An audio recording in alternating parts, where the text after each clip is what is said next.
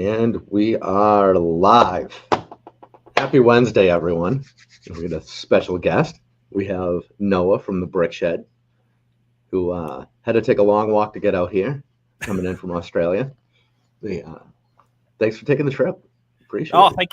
Thank you for having me. It's a pleasure. I'm enjoying doing more of these things, doing the networking. It's a great community. The Lego selling community. It's brilliant. So anything I can do to, be more a part of it and, communicate with more people from around the world. Australia's we're tucked back into the corner, and we don't get out much. So this is great, I love it. Yeah. So it looks like you've been doing quite a bit of networking. Your name's popping up here, there, everywhere I look these days. It's pretty good. Yeah. And, so prior to going live, you mentioned that you were talking with Ralph the other day.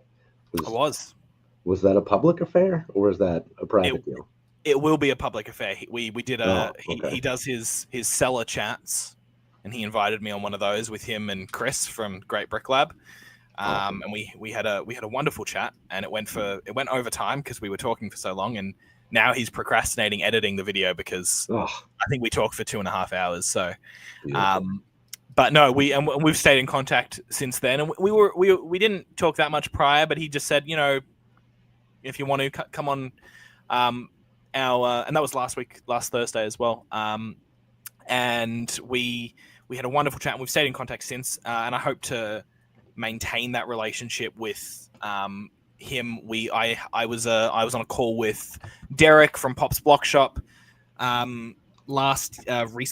was like November last year or something, when I invited him on my version of this similar. We've got a small Facebook group in Australia for the Bricklink store owners, and we've expanded that to worldwide now for audience members who want to watch it. But and I invited Derek on as a special guest for the show, that myself and Richie from the Yellow Brick Road Run. And then we did one with Steve from Super Bricks over in the UK. Stayed in contact with him as well. And just trying to, but I didn't have much contact with over in the US. So I want to talk more with, people from the US, because there's some amazing Bricklink stores there and some humongous ones that, these guys are awesome. Like, I know most of them are really busy, but especially Just a Brick in the Bucket, huge fans of them. And definitely borrowed a lot of their ideas early on in our store. So, and seeing them move over and purchase DNA bricks, that was amazing. Oh yeah. I mean, I got a message as soon as that announcement came out, and I think I was eating dinner or something, or I was eating lunch.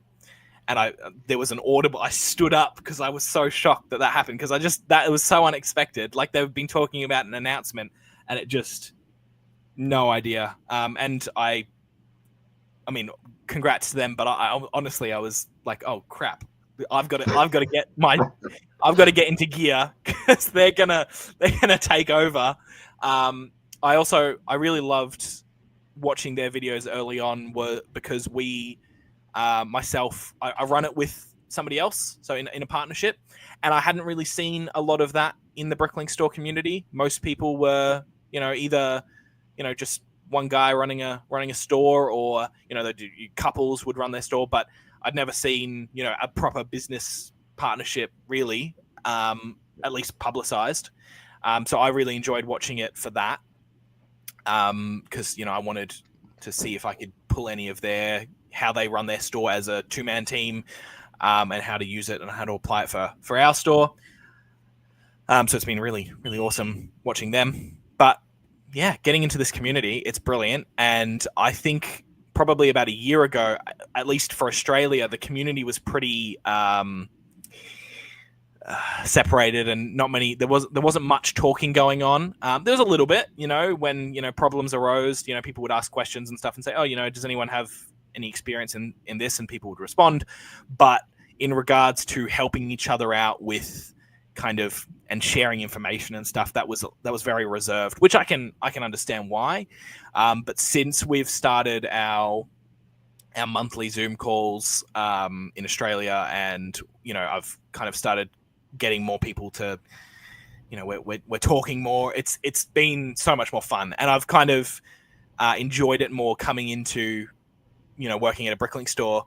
I say this a lot, but it's a lonely job, I find, because oftentimes you're just sitting here at your desk and uploading pieces or packing orders, and it's just you and your music. We have staff now, but that they're only in a couple of days, and I'm here 7 days a week, so it definitely gets really lonely. So being able to have a community that is always talking, and I'm on calls every other day, and I'm talking to new sellers, and giving advice where I can and taking advice where I can. It's made the whole experience so much more fun. Yep. Yeah.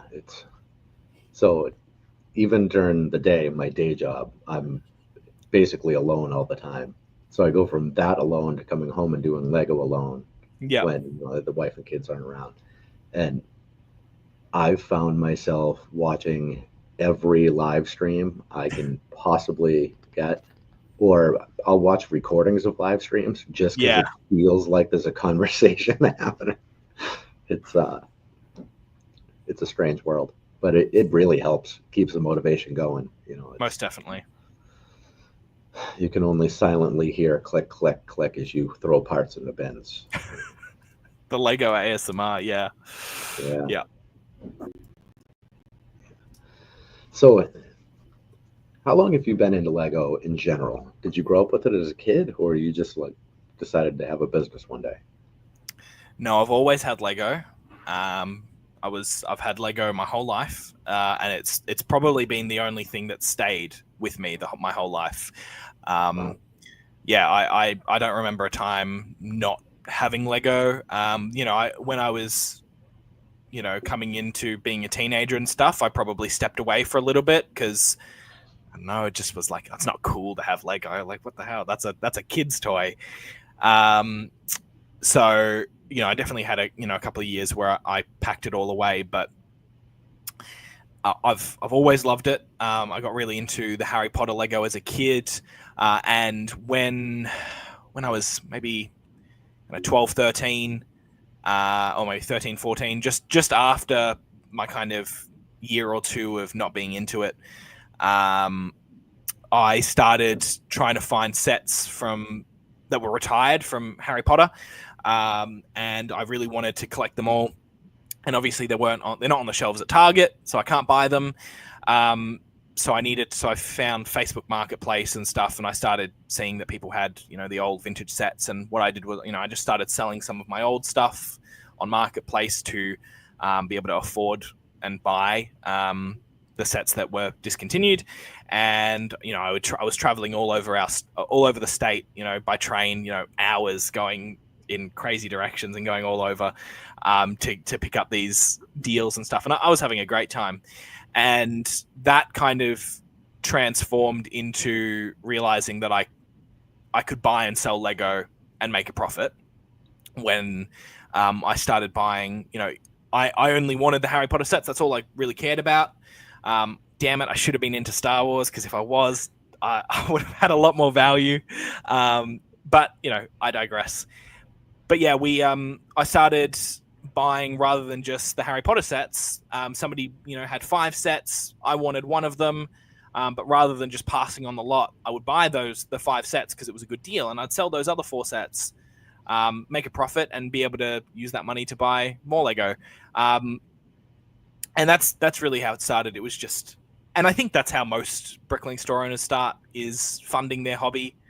And that kind of turned into wanting to approach it not from a hobby mindset, but from a business mindset. And then I moved high schools, and I met my good friend Harrison, and he was selling pop vinyls, and I was selling Lego. And I told him, "What are you doing selling pop vinyls? It's just plastic. Like, come on, it is just plastic." Oh wait, Lego is just plastic as well. And I convinced him. I said, let's do something together. Let's buy and sell Lego together. Let's do that. Come join the dark side. Stop doing this pop vinyl stuff, and we'll make some real money.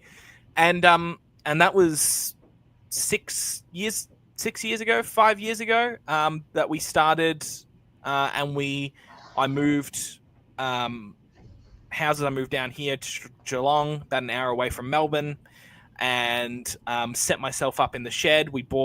I remember the first weekend that he came down, and we were like, all right, we're going to figure out what we're going to do, how we're going to do this as a business.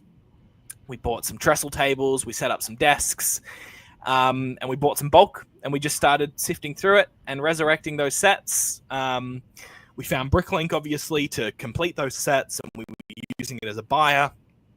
We then, that's how it was for probably about 12 months of just completing sets, selling them on Facebook Marketplace, doing the same thing with figures and CMF. We did a lot of stuff early on with those as well, and just all Facebook Marketplace, nothing else, nothing online or anything, just pick up sales. We did start shipping eventually, and then we amassed such a large hoarding of parts that were sorted, and after using Bricklink for a while, we knew that it was a good marketplace, and it clearly worked. And I mean, we were buying from it every other day, so why not sell some stuff there as well? And it was just a place we were thinking, just a place to off some of our extra parts. Opened up a store. I remember we put it in. We weren't running it. We put it in my aunt's name because we weren't 18 yet. And you got to be 18 to open a Bricklink store, people. So we didn't own the BrickShed. It was somebody else. We just helped. Please, Bricklink, if you're watching, don't take down my store again. And we just uploaded parts, and it kind of got out of hand. We did less and less of the resurrecting sets, and we're uploading more and more of the parts until we were like, this is working for Bricklink. And we just went all in. And I don't remember, that period of time was quite fuzzy between opening the Bricklink store to maybe a year or two ago. Those maybe 2 years, 3 years of just, uploading pieces and kind of building the store is quite fuzzy. It just kind of happened. And I don't really remember it. I kind of woke up one day and I looked over and I was like, how did I get all this Lego? Where did it all come from? But yeah, and then now we're, I think we have the 4th widest range in Australia. We are creeping to that top 3, which is really exciting, and we're about to hit 400,000 pieces, which is awesome. And 6 months ago, I quit my other job, and now I do this full time. Fantastic. Were you stressed about that, or did you have a pretty good plan? No. That's awesome. That's all. I was already doing full-time hours probably for the year prior to that, which was just that was getting unmanageable. I was like, I want to do more and more Lego, but I still need money to live, so I have to work. But I was finding myself more disinterested in anything that wasn't Lego, and also kind of the way I feel like my brain works is I need to go all in on something. And not have any outside distractions. And my friends and family are always telling me, you need to get a life, Noah, because I'm here 7 days a week pretty much, just uploading pieces and just working at the store, which I love. I love it like that. And it's just, I can just put all my energy, all my focus into this thing and try to make it as good as possible. So when it came to me saying, okay, I don't want to work outside of Bricklink anymore. I just want to do Lego. The only question was, can the business pay me some money so I can pay my expenses? And if that was a yes, then perfect. We did it, and it was a yes. And I had a discussion with my business partner, and we're like, yeah, we can afford to pay me a very small amount. It was this very small amount, but it's enough to run my life and to be able to afford not to work. I'm in a really lucky position. I'm young. My expenses are really low. I don't have a car anymore. I pay rent and I pay for food, and my utilities. That's it. That's all I have. I don't buy things. I don't have to pay for fuel, which is really lucky. And also the other thing, the business also just pays for a lot of our stuff as well. So I don't pay for internet. I don't pay for my rent is really cheap because the business pays for most of it. So my expenses are really low, which means I need a really small amount of money to live, which is perfect because Bricklink definitely cannot afford to pay me much, but it's enough for me to warrant, yes, I can put all my time and energy into this. And my thinking is eventually I'll be able to work up to having the store being maybe hopefully the widest range in Australia. That's what we're trying to do. Biggest lot count in Australia, number one. Let's do it. And hopefully by that time, our sales are consistently going up, and the business can afford to pay me, more than minimum wage or minimum wage. Just minimum wage would be great, actually. Yeah. So have you considered adding other little bits to bring in income? I mean, you're on YouTube. I'm guessing you're not monetized there yet at this point. Almost. Yeah, it's YouTube doesn't pay smaller creators big dollars, but I think the whole trick there is your fan base contributing, subscribing, things like that. Is that going to be an option for you? Do a private group through YouTube or something? I mean, I started YouTube as it was just something fun to do and kind of keep my interest in Lego. I started it 6 months ago when I went full time. I was already full time for a bit, but when I was kind of kicking into gear. But at the time, I was losing interest a little bit. I was having a bit of some difficulties with my business partner, which we are well past that, and we're in a great place at the moment. But it was kind of a tricky spot where the BrickShed was happening, where we were at. So I was like, I'm going to start something new. I'm going to do YouTube. And it was kind of a way to boost my interest in Lego, because I was having to film my work and stuff. And that's all it's going to be. I don't intend to have YouTube as something that's going to make me money. It will be great. I'm 37 subscribers away from 1,000. So hopefully in the next couple of days, we hit that 1,000 and I'll be monetized. We already have a couple of members. We've got 3 members on the channel now, which is great. So that's like $12 a month. So brilliant. Cool. But really that money is I mean, it's, it might be, I might make, $50 or something.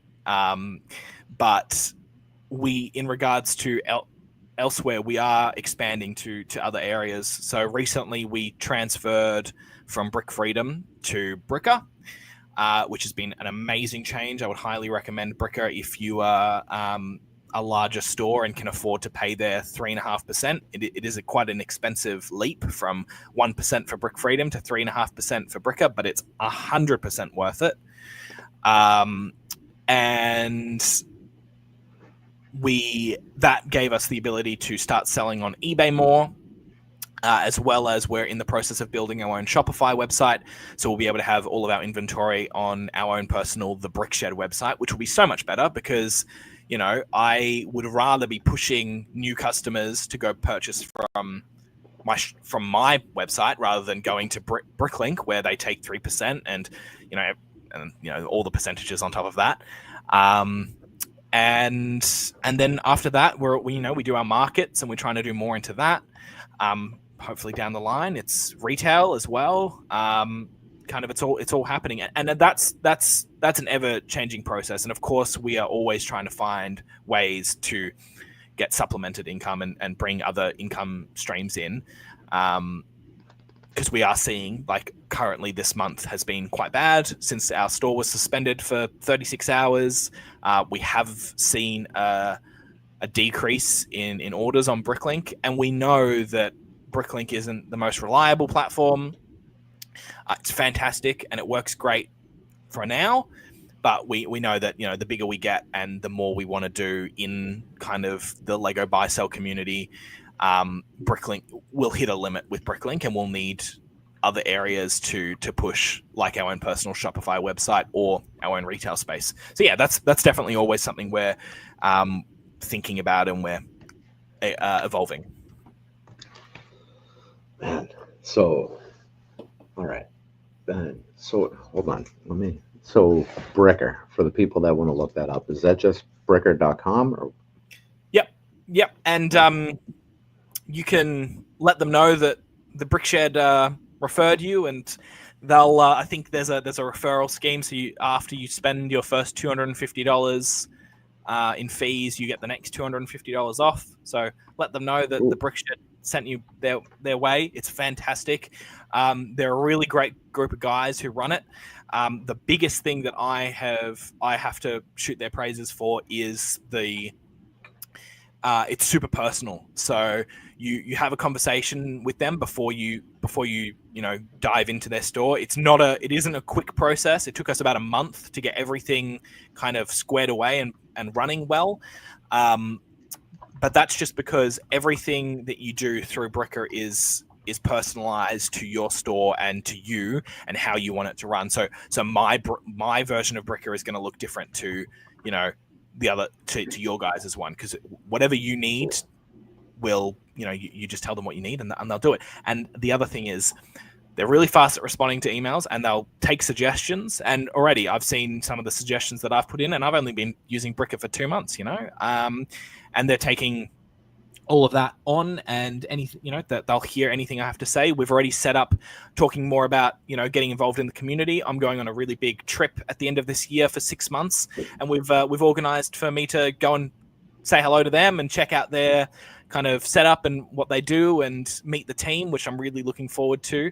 But yeah, no, Bricker, absolutely fantastic. Really good platform. So Not saying referral.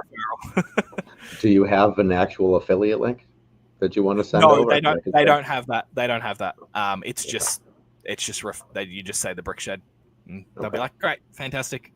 But yeah, I have. That's been a suggestion. I've said, if you can get an affiliate link like Brick Freedom had. But even if I wasn't getting that referral stuff, I would be recommending them as well. It's a really big platform. It can be a bit overwhelming. Like, I remember when I first set it up, and like day one, I was so overwhelmed that I was like, nah, this is too much. Let me just go back to Brick Freedom. It's simple. It's easy. It just packs orders. It just syncs my inventory, and I can pack some orders. That's all I need. But I got through that, and I was like, okay, let's take it, one step at a time. And that's why it took a month to kind of get everything running smoothly and to get all the little things that you link up into Bricker, like our shipping carriers and all that. It is complicated, but it's, any questions that you have, they'll answer. And if anyone is watching who does decide to or wants more questions about Bricker, just reach out to me. I've already had a few calls with a few other sellers who were interested in Bricker, and I just shared my screen and I took them through how Bricker looks and kind of the general functions, and I'm happy to do that. So if you want to. That's good stuff. Yeah, I'm still 100% uploading directly to Bricklink. Yeah, not even Brickstore? Nope. Oh. So the reason being is I want to be in a position where if I get into whatever third-party software and it falls apart, I don't want to be completely lost without it. And we're still early on. We just started uploading in February. So we're only a couple months in.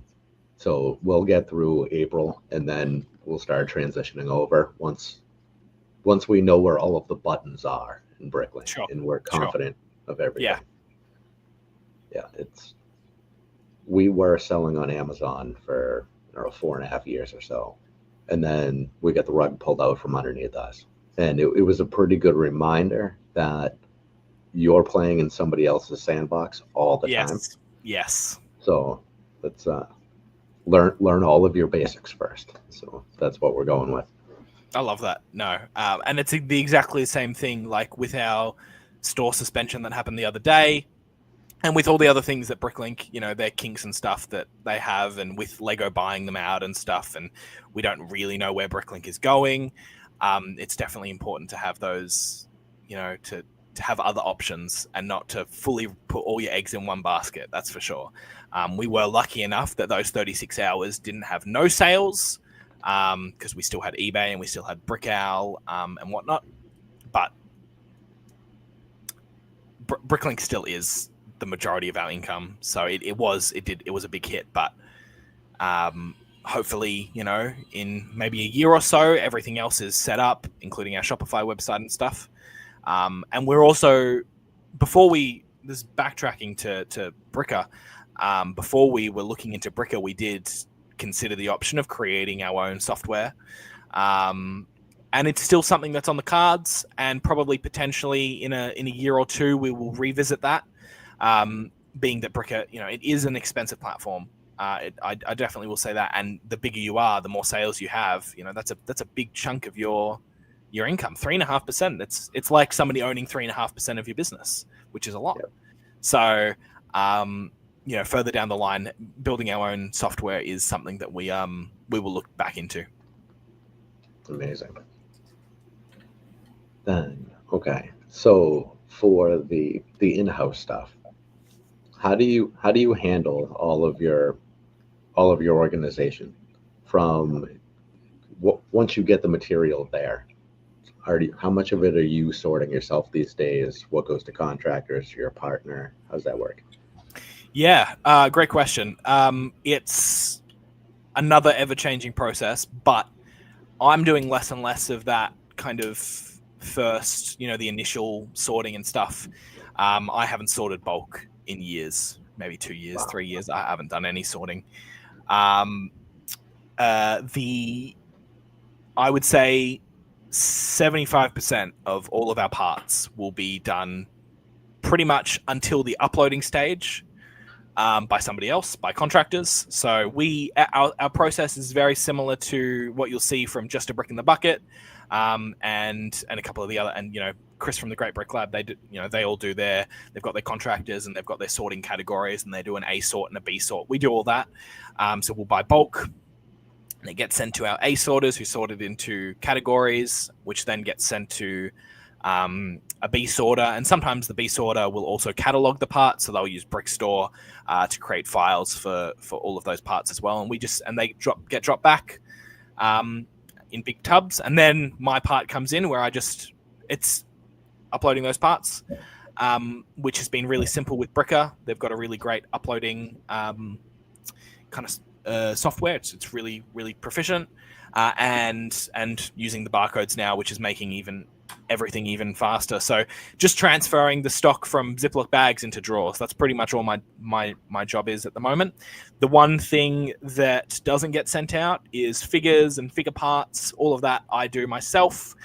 We are training one of our contractors at the moment to do figure parts, but we have, or at least I have, quite a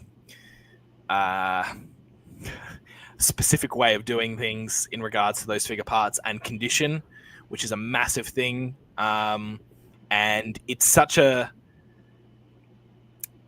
such a kind of a wide range of things that people will see for condition. So, somebody will say used and see a crack and say, yeah, that's fine. That's a used figure. It's got a crack. That's okay. It's used. Nope. And then you'll have, your other people who it needs to look mint condition, nothing, no imperfections, and it's still a used figure. And I'm trying to make sure that our figures and figure parts are the pristine, the best of the best. There's nothing wrong with them. There's nothing, because I'm scared, as most Bricklink stores are, of the negative feedback. Living in fear of that, letting it control my life, keeping me up at night. No. But the other thing is, I also just want all of our customers to be really happy. The other thing is, we typically don't put comments in any of our parts on Bricklink, so no condition comments. And we just want it to be where, if you're buying from our store, that when you purchase something, it's going to be in good condition. Figure parts and figures, obviously, we are checking much more specific. I mean, I'm going over each part with a magnifying glass almost and checking it all. And that obviously takes a lot of time, but it's definitely worth it to make sure everyone's happy.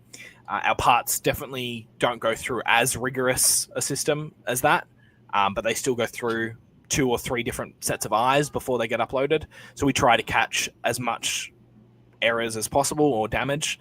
Obviously, things still slip by, and that's, you know, it's a manual job here, and we are human. We make errors, but after being really, really, you know, specific about the condition, the next step is making sure that our customer service is, you know, top notch, and we are. Anytime we get a message in about something that's gone wrong with the order, there's no questions about it. It's just, yep, no worries, refund, or try to send out a replacement straight away. It's just no questions asked kind of thing. Obviously, if it's a, you know, $20, $30 figure, then, you know, we might ask for some pictures, but otherwise it's easier and simpler to just make sure that every customer is happy with every transaction. The customer is always right, as they'll say in retail. Even when they're wrong, they're always right. And sometimes we'll have some specific interactions that will kind of turn me off from the whole thing, but, you know, you just got to push past those and look at all the good stuff. So yeah, I don't know if I don't know how that conversation got to the question that you were originally asked. You nailed it. So your A and B sort, is that all offsite? Yeah, nothing on site. Okay, that's going to make life so much easier. Oh yeah. In regards to, I mean, it's a space thing. Not only do we not have to store the Lego here, because the Lego takes up a lot of space. It really does. Again, we don't have to have tables and space set up for people to come in and do that. Further down the line, once we move into a bigger space, I would like to have that done in-house. Not to be the anal boss of, you know, watching over all of my staff members, but, you know, there is a level of that I would like to see, because I have no idea what it looks like. I just send it out and they bring it back and like, yeah, it's done, here it is. And I mean, it's correct, but I'd love to see the process and maybe being able to point out some ways that we can get that process to be more efficient. So yeah, maybe down the line we bring some more of that back in-house, but for now, everything is working really well with how we do it. So as soon as we buy bulk, as soon as that gets in, we're sending a message to our ACE orders and saying, we've got X amount of, you know, this many kilos for you, and they come pick it up. And, you know, some of them are really quick, some of them are not as quick, but, you know, we have our agreements with them and when it needs to be brought back. And then once that's done, it's contacting a B sorter and a cataloger, and that's a bigger process. Obviously, most of our files get B sorted and catalogued by the same person. It's just easier that way. And at the moment, we only have 2 people who can catalog off-site, or at least 2 people who I trust enough to do that. So we are in the process of trying to train some more people up to do some cataloging, because that's the hard one. That's the one that takes the most time, but it also is the one that pays the best. So, you know, some of our files will pay, like for accessories, you know, I think we're paying like $150 per kilo to get that cataloged. So at the moment, I think that's currently what's on my spreadsheet, which is a lot, but it's worth it because accessories are worth it's a lot of money, and also it's a pain in the ass to do accessories. So yeah. Well, I mean, and for them to equal out to that much weight, that's a lot of pieces. Oh, yeah. Oh, definitely. Yeah. They're tiny little pieces, so it's more time consuming. So, yeah. I mean, the money, yes, it's in relation to how much time it's taking them, but and we try to pay, you know, a good amount. Like we don't want to be stingy. And for the time being, it's worked really well. We haven't sent out bulk in a really long time, but at the end of this month we are doing another buy, and we're going to go and we'll buy another couple of 100 kilos of bulk. I'm not sure how much we will, but, you know, probably at least 300 kilos most likely.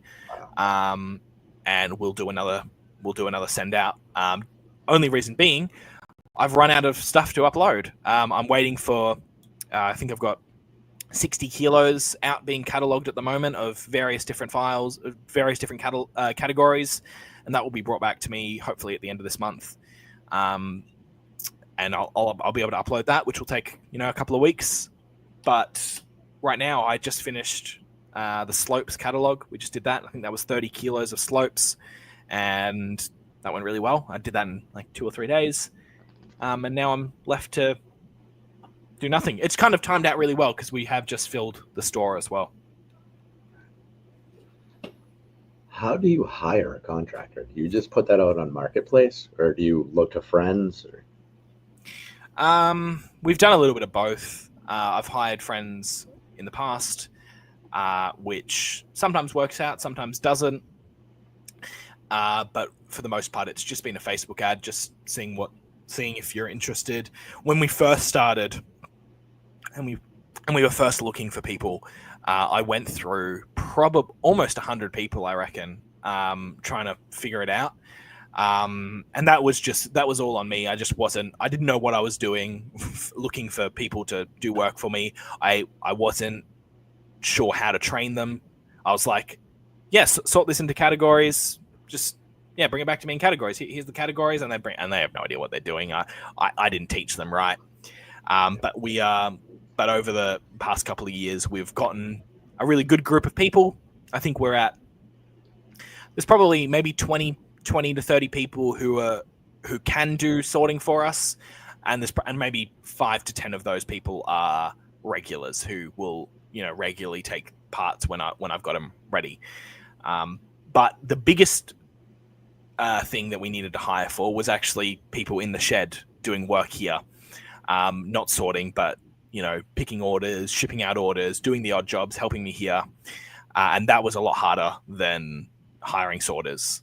So that was a bigger search, and we've got how many people at the moment? Three people at the moment who are on our books who come in and do work for us, and I'm looking to try and find maybe one more person, but that's a trickier one because, for one, I'm paying hourly versus paying by the job if they're working in here, and hourly can be a big issue because some people aren't as quick as others, and it's about finding the right person who is also, one, they need to know their Lego, and that's really hard. Like sorting, you don't need to know the Lego. Cataloging and working in the shed, you've got to know your stuff.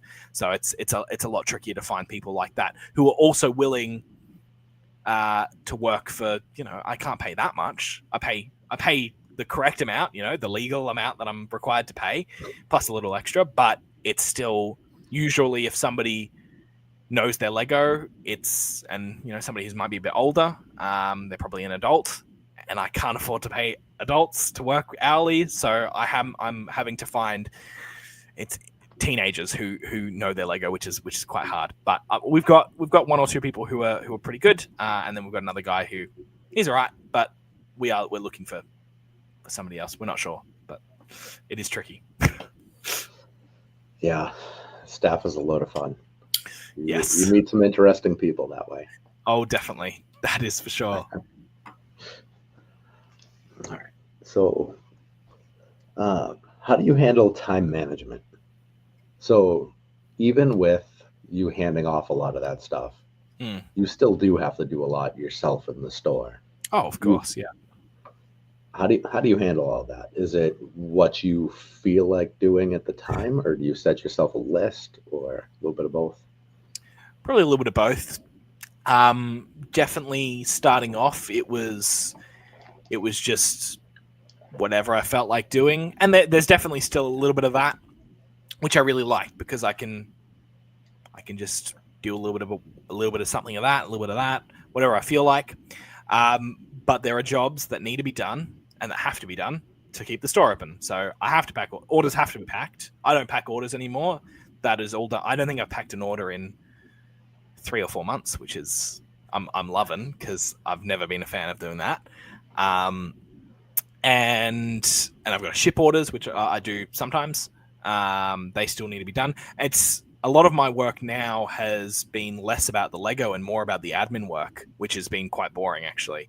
So, spreadsheets have to be filled in and people have to, I've got to respond to emails, and I've got to network, and I've got to find the next purchase, and I've got to plan the next market, and I've got to do all of these things that I kind of you don't think about, and they're really time consuming things. So a lot of my time is spent at the laptop these days, which is unfortunate, and it's definitely less fun than it used to be. But otherwise, my time goes into the jobs that have to be done. So I've got a list of things that are priority, and then it's usually tackling the big jobs. So, and figuring out what days I'm going to do that. So, like today, I'm reorganizing the figures, but I'm only doing that because I don't have anything to upload. So I suppose uploading is always priority number one. But with a full store, I can look to doing something else. My time is then based on when my contractors are coming in. So my contractors are usually in Tuesdays, Thursdays, and Sundays. So on Tuesdays, Thursdays, and Sundays, I do different things that I'm doing on the other days. Sometimes my business partner will be down here, and if he comes down for the weekend, then usually we're tackling a really big job, so that I want somebody else to do with me, whether that's uploading a really big file, or doing a job like this. And the other thing where my time goes now is keeping the shed tidy. That's a job in itself, just keeping everything organized. So I would say it's a bit of 50-50 with planned things that I'm going to do versus whatever I feel like. But even that whatever I feel like is still tailored to be, I'm not slacking off and stuff. If Harrison is watching this, which he probably won't, but if he is watching this, I'm working, I promise. So yeah. So one thing I skipped, kind of going back a couple steps, what's your washing process like if you're processing that much stuff? Washing Lego. Yeah. We at the moment don't wash our Lego. Right. Now, it's very controversial. The only reason why at the moment is, one, we don't have a good enough setup to do it efficiently. And the other thing is we pay good money for our bulk that we purchase, and I think we have 2 or 3 people who we strictly buy our bulk from, and those people, oftentimes we're buying pre-washed Lego. Sure. I know those guys wash most of it, so for the most part we're already buying, the bricks are already washed. Otherwise, we're just making sure that the bulk that we are sending out to sorters is clean and good already. If it's not, then we're not processing it. So it's easier for us to try to only buy the best of the best. And when something does come in, that's the lot is, it's okay, but it's probably not. I don't want to send this out to sorters. Like, I don't want them to have to touch this. Or if it smells a bit smoky, it just doesn't get touched. We just sell it back, or we send it back, or we sell it as bulk. So typically at the moment we don't wash it. However, we will whiten pieces when needed. So I've got a setup for that, for using hydrogen peroxide to whiten parts. Typically we only do that for sets. So if I'm doing a set that's been pretty badly sun damaged, that's worth enough money to warrant fixing the pieces, we've got a station for that. And that's we just buy the hydrogen peroxide in bulk. It's like $120 for like 20 liters or something, which is pretty good.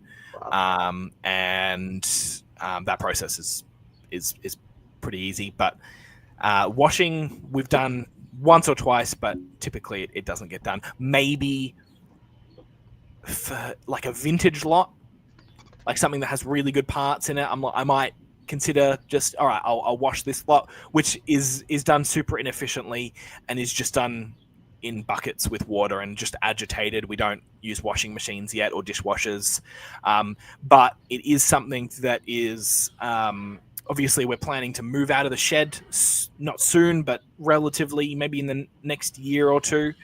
And we will have a full station for washing bulk. We'll probably get a dishwasher. We'll get maybe 1 or 2 washing machines, and we'll do something similar to what Atlanta Brick Co does with their bulk. and they've got that whole like situation with them, and I really like that, and I love how they do their base plates in the dishwasher. I think that's bloody great. So that will be definitely down the line, and then with that we can pay a little less for our bulk because we can afford to buy the not best of the best stuff. So, and then we can just wash it in house, and hopefully it's worth it. So yeah, at the moment, bit controversial. We don't currently wash our Lego, but yeah, I promise you, the stuff we are uploading is good. Yeah, I mean, it shouldn't be controversial if the product itself is fine, right? Yes, yeah. Some people we wash all of ours, but it's with a lot of what we buy, it's necessary. Yeah. I won't send out crap, and also my sorters. So obviously we separate out damaged pieces. Damaged pieces don't get uploaded, so they get separated. Yeah. And incorporated into that damaged pieces category is dusty parts as well. So it's not where I'm like, don't dust parts. It's fine. Just chuck them into the damaged. It's okay if there's a bit of dust on it. It just chuck it into the damaged parts. It's it's not worth your time to take a toothbrush and fix the piece. And all of our damaged or dusty pieces gets given away and donated. So and there's still good stuff in there. It's not like we're giving them complete crap, but it's easier for us to just you can put it aside if it's not 100%. Put it aside. I want your time to be focused on the sorting part of it and not the cleaning part of it. That's just a waste of your time. So yeah, that's a lot easier. I mean, cleaning really is just awful. It's an awful process, and we clean all of our Lego in our kitchen. So when you're trying to dry it, then you can't do it anywhere near dinner time because then there's no counter space left. It's awful. I suppose we have the sun going for us. It's pretty hot down here, but for the most of the time. So, Lego usually dries pretty quickly when I have washed it. But yeah. Only uploading the good stuff. Only buying the good stuff. Yeah, I love that. So, a couple of common questions I see all the time related to Bricklink. On Reddit, it's probably the worst. People always ask, how many parts do I have to have before I start seeing X number of sales? That's always the question, right? Yeah. Do you want to address that? Sure. Yeah. Look, it's okay. I'll reach from my personal experience and the Australian market. So there's a couple of really big stores in Australia, and one of them is the Brick Womble. They have the widest range. They've got 31,000 lots. They're not all consolidated. They do list a lot of parts with comments. So they have, they might have 3 or 4 of the same piece, and that's just got, different comments about condition and stuff. So that 31,000 might be a bit inflated. And they've got 500,000 parts. The one thing they do differently is they don't keep their store open that often. They're open and closed like all the bloody time. And as the biggest or the widest range in Australia, their sales are about a third of mine. Now we'll look at another store. So there's a store called Bricktastics. They mainly sell on their own personal website, and they cater to like schools and events and stuff. But they do have a small Bricklink store as well. And I say small because they only have 50,000 pieces, and they do have 18,000 lots though. They do have they've got a good wide range, but that's about 7,000 lots less than I do, and that 7,000 lots is a big difference when you're up when you're up there. So yeah, 18,000 lots and 50,000 pieces, but they do about 30% more sales than I do. So on one hand, you've got a store with 50,000 pieces that do probably maybe 15 sales a day. And then you've got a 500,000 piece store that does maybe 3 sales a day. So it's answering a question about, okay, do I have enough pieces to either go full time, or when will I have enough pieces to start making actual money or start getting regular orders in that's not infrequent? The question is irrelevant because it's really about what you have than like, you know, I could upload 100,000 Technic pins, and I've got 100,000 Technic pins. I've got 100,000 parts in my store. That doesn't mean I'm going to sell them. I might, but again, I'll probably be selling them for, you know, a cent, if not less. So, I mean, I'm always, at least here at the BrickShed, we definitely prioritize lot count over item count. So, you know, we've got the biggest store in Australia by item count at the moment is 2.2 million pieces, which is not that much compared to a lot of the other stores in the world. I know the US has some crazy big stores, and, you know, I look at stores in, you know, Germany and stuff, and they're ridiculously, you know, bloody 50 million pieces, whatever it is. It's like, it's shocking. It's ridiculous. So going off lot count, I would definitely say variety is your best option, because people often, I mean, I would say the majority of people who are buying through Bricklink shop through a wanted list, and if your parts appear more on their wanted list, they'll probably buy from you. So that's typically the customer base that we're targeting towards. But it's a simple question, but it does not have a simple answer, because you can't. I don't want to say a number, because I could tell you, oh, you need 300,000 pieces, and you'll start seeing regular sales. But again, if you have 300,000 Technic pins, you're not going to do anything. But on the other hand, if I tell you you need 15,000 lots to start seeing regular sales, you could have 15,000 lots of crappy parts that people don't want to buy. So I would say it's really important to, depending on if you're doing new or used parts, if you're going for the used part route, which I would always suggest doing, I love the used parts, it's really fun, then listing everything at the start, listing everything you get, whether it's a good piece or a not so good piece, listing it all, and then you'll be able to see, hopefully you're tracking this kind of stuff, especially early on. It's really important to, you know, track every piece of data that you can, because that will help you down the line. You can see what sells for you, because I know that I sell a lot of minifigure pieces, but Jeff over here doesn't sell many minifigure pieces. Even though it's such a weird platform, Bricklink, because, you know, you'll have, again, it's that whole thing. You'll have a 50,000 part store that does crazy sales and a 500,000 part store that doesn't. So I would say focus on building your inventory and put, you know, all your time and energy into uploading every bloody piece that you can.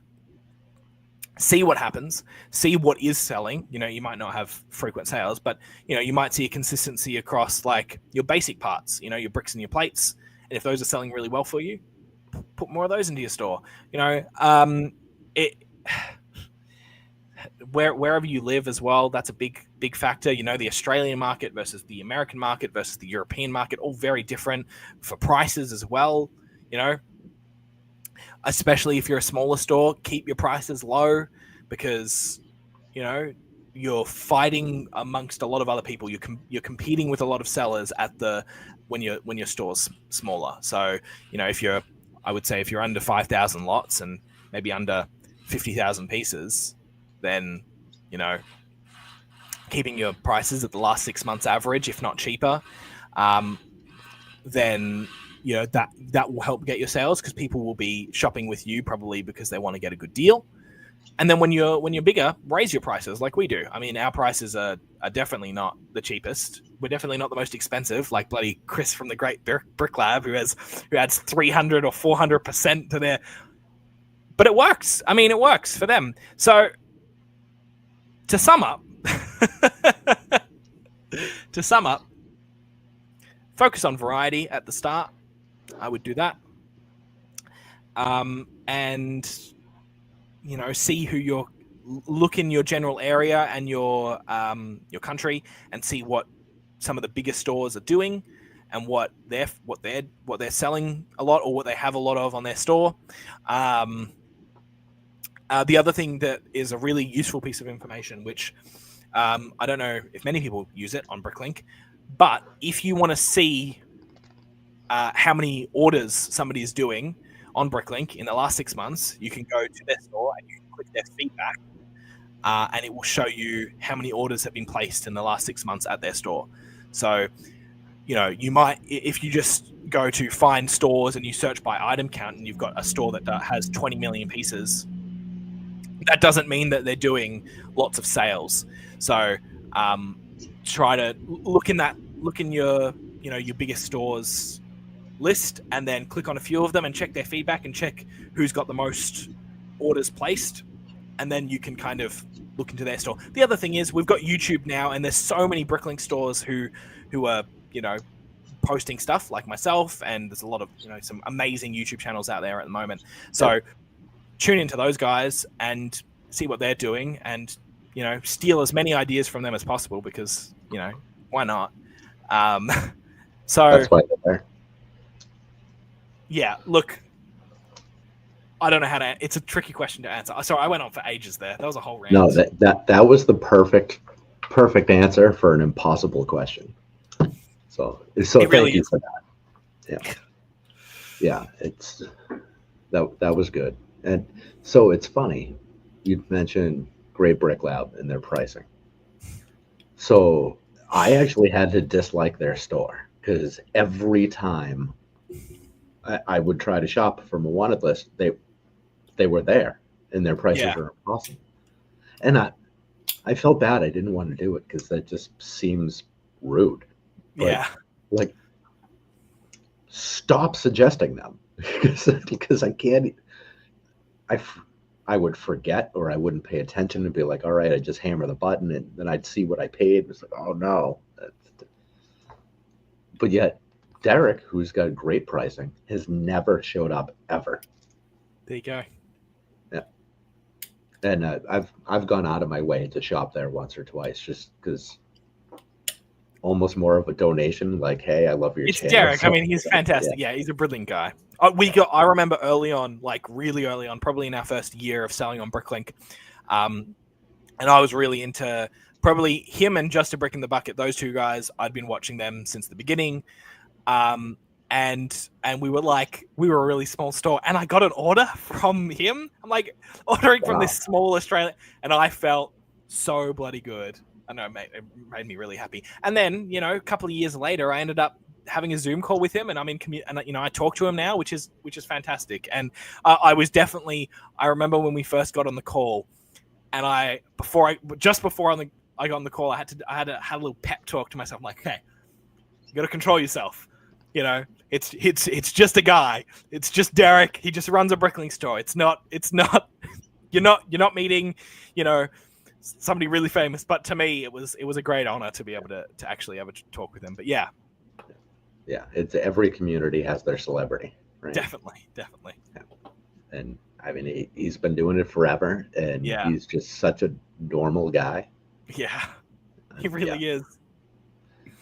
Yeah, the only complaint I have is I always have to turn up the volume when I listen to him, because he's so soft spoken. He whispers, and I have nail guns and skill saws running all day, so I got to turn him up a little bit. But fantastic. Yeah, he's brilliant. He's definitely one of the OGs. But talking about that pricing thing. When I was last week I was on a call with Chris, and because he was on the same call with me and Ralph, and he was asking about my pricing, and I told him, and he was outraged. He was like, "Dude, just charge more. You can charge more. It's okay." And for most of the call, it was just him trying to convince me to up my prices. So it works for them though, because and I can see the value in it. Probably not for us just yet. I mean, we already price our pieces up, but not to the extent that they do. I think he's currently at 400% over the last 6 months, is what he said. So, and purely for him at the moment, what he said to me was it's a way to bring his orders down because he doesn't want more than 500 orders a month. Otherwise, it's too hard on his picking staff. So, and I can see that. That works. I mean, and he's still getting orders and he's still making, good money. So, it's not like he's making more money than he was because he's definitely getting less orders than he could be. But it's also the convenience. He can upcharge for it. He's got so many lots. He's at 50 over 50,000 lots consolidated now. So that's ridiculous. I mean, that's a real feat. I just passed. We're about to hit 27,000 lots, hopefully in the next couple of days. And that for me is so many. Like 27,000 lots is ridiculous. So, upcharging your prices for when you have a wider range is definitely something you're able to do. I have never tried the 400% road, but try it if you'd like. Yeah, I mean, when you've been around for as long as he has, and you have that much experience, you know where your sweet spots are. So, definitely. I'm sure he's experimented over time. Oh yeah, yeah, and it's something that we'll probably do more and more is experimenting in that price, seeing where that line is, and it's probably a very fine line between getting no orders and getting a good amount of orders of where that pricing is. And I think we can probably put our prices up a little more, which we probably have to as well. I mean, our expenses are going up and up and up the bigger we get. So, we'll probably have to do another price increase soon. Unfortunately, I'm sorry, guys. But we have a really good range. So, again, it's the convenience. But yeah, pricing is an interesting one because you'll see such wide varieties of people. Some people put their prices way below the last 6 months price. A lot of people put it at last 6 months, and then there's those people who put it up by 400%. Yep. Yeah, I understand the argument, especially for the cheaper stuff, where some people say it's not worth their time to even open a drawer for 0.9 cents, because some things they've just been there for so long, you make them so cheap. But so on that note, have you found any things in your store that have been there just forever that you can't move? There's definitely parts like that in the store, but the only time that I see those parts are when they do sell. But I recognize it as a part that, like, oh, I haven't seen this part in years. Like, I remember when I uploaded this and it's just sold. And I suppose I don't think we have a big issue with that, because I know there's a lot of people out there who will track that data and will say, okay, any part that has been in my store for more than a year or more than 2 years or whatever it is, discount it by X amount of percent, and so it sells, and discount it until it sells. And I think that's really important if you have limited space, because each drawer, that physical space is costing you money. So you want to fill that drawer with something that's going to sell, so you can put something else that's going to sell in it. And if you've got a part in there that just never sells, it's costing you money rather than making you money.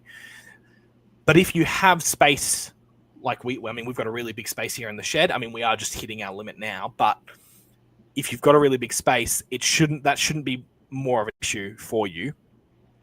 So if you're focusing on a lot count based store, and if you're focusing on variety, then those parts that might be sitting around for a couple of years, you're just waiting until you upload another part where somebody needs both of them. So they end up buying that part that's been sitting in there for a really long time. Like they come for a minifigure piece, and then they check their wanted list and like, oh, I actually need this part as well. And they wouldn't buy just the part, that old part, because I don't know, it might be worth 5 cents and it's not meeting my minimum or whatever, and they would rather make it worth it for the shipping. They need more parts. So I find that if you're focusing on that lot count, eventually there'll be piece that somebody needs, and they'll also want that piece that's been sitting around for a long time. And if not, and something is sitting there for a really long time, I mean, one, everything sells eventually. It really, that's our unofficial motto. Everything sells eventually. And if it doesn't, we have a lot of space. Each drawer is not worth as much as it would be if we had less space. So it's not something that we want to put our time and energy in worrying about, because our time is better spent elsewhere. So if anything, it's going to cost us more money if we are worrying about those kind of things. So it definitely happens, but the wider range you have, the better chance you have of selling it. The other thing that actually, while I was on the call last week with Chris and Ralph, Chris mentioned a really good thing of the fact that every day there are new mocks coming out with new instructions, needing needing pieces, all sorts of pieces, and eventually there's going to be a part that is going to come out in a mock that somebody designs, and somebody's going to want to build it, and they're going to need that part. So there's thousands, tens of thousands of different pieces that Lego has produced, and I'm sure somebody will find a use for that random piece that's been sitting in my inventory for a really long time. I love that, because we have an abundance of various shades of pink that I just can't see moving. Yeah, I mean, maybe they will. I don't know. We're not getting rid of them. Everything sells eventually. It really does. Good. That's good. So, how do you store your Technic pens? Do you have a 55-gallon drum of those? No. We actually we don't have that many at the moment. I think we only have 6,000, which is not that many, and that's purely because that they do sell. So I think Really? they're in the top 250 for sellers on Bricklink. So they're in the I think they might be in the top 100. So they sell often. But we sell I mean, it's probably one of the only parts that we sell in bulk. So we sell them in packs of 100 because it's so much easier to do that. Or maybe we stopped doing that. I can't remember. I don't know. I know that they're all bagged in bags of 100, but I can't remember if on Bricklink they're being sold as 100 lots anymore. I know we did that for a little bit, but I'm not sure if it's still like that. But they sell enough, so it works. And also the other thing is we do have oftentimes, once we get around to doing small Technic again, and we've got whatever 20,000 Technic pins or whatever it is, 30,000 Technic pins. Oftentimes, we'll find somebody who wants them before they even get onto Bricklink, and they'll be like, "Yeah, I'll take all of them for you for $20." So, and that happens to quite a few of our either minifigures sets or some of our pieces as well, where somebody's like, "Yeah, I need these pieces in bulk." So whenever you get them, just sell them to me before they end up on Bricklink, and that's okay. Awesome. And then you save on fees too, which is nice. Yes, do save on fees, which is always good. 100%. Always happy to avoid the PayPal and Bricklink fees wherever possible. Yeah. For large quantities like that, are you using a counting scale, or are you doing it all manually? Yeah, trusty counting scale. Ah, wouldn't be able to do it without me. Without it, it's not the best one. I can't do I can't do accessories on it. So if I've got or like nature, like some the little horn pieces, those little barbs. I've got one here, like on the Nexo Knight figure. I can't do those because I remember trying to do that at one point, but it just wouldn't work. But pretty much everything else, I can do it with studs, but I usually just if it says there's 350, I usually upload 325 or something just in case. But for the most part, everything else is pretty accurate on it. I think we spent $250 on it, Australian. And further down the road, I'd like to get a more kind of complicated, a more bulkier, kind of fancier one. Maybe spend a couple $100 on it and get a better one. But it works, does the job. And yes, I couldn't do I started doing 2x bricks yesterday.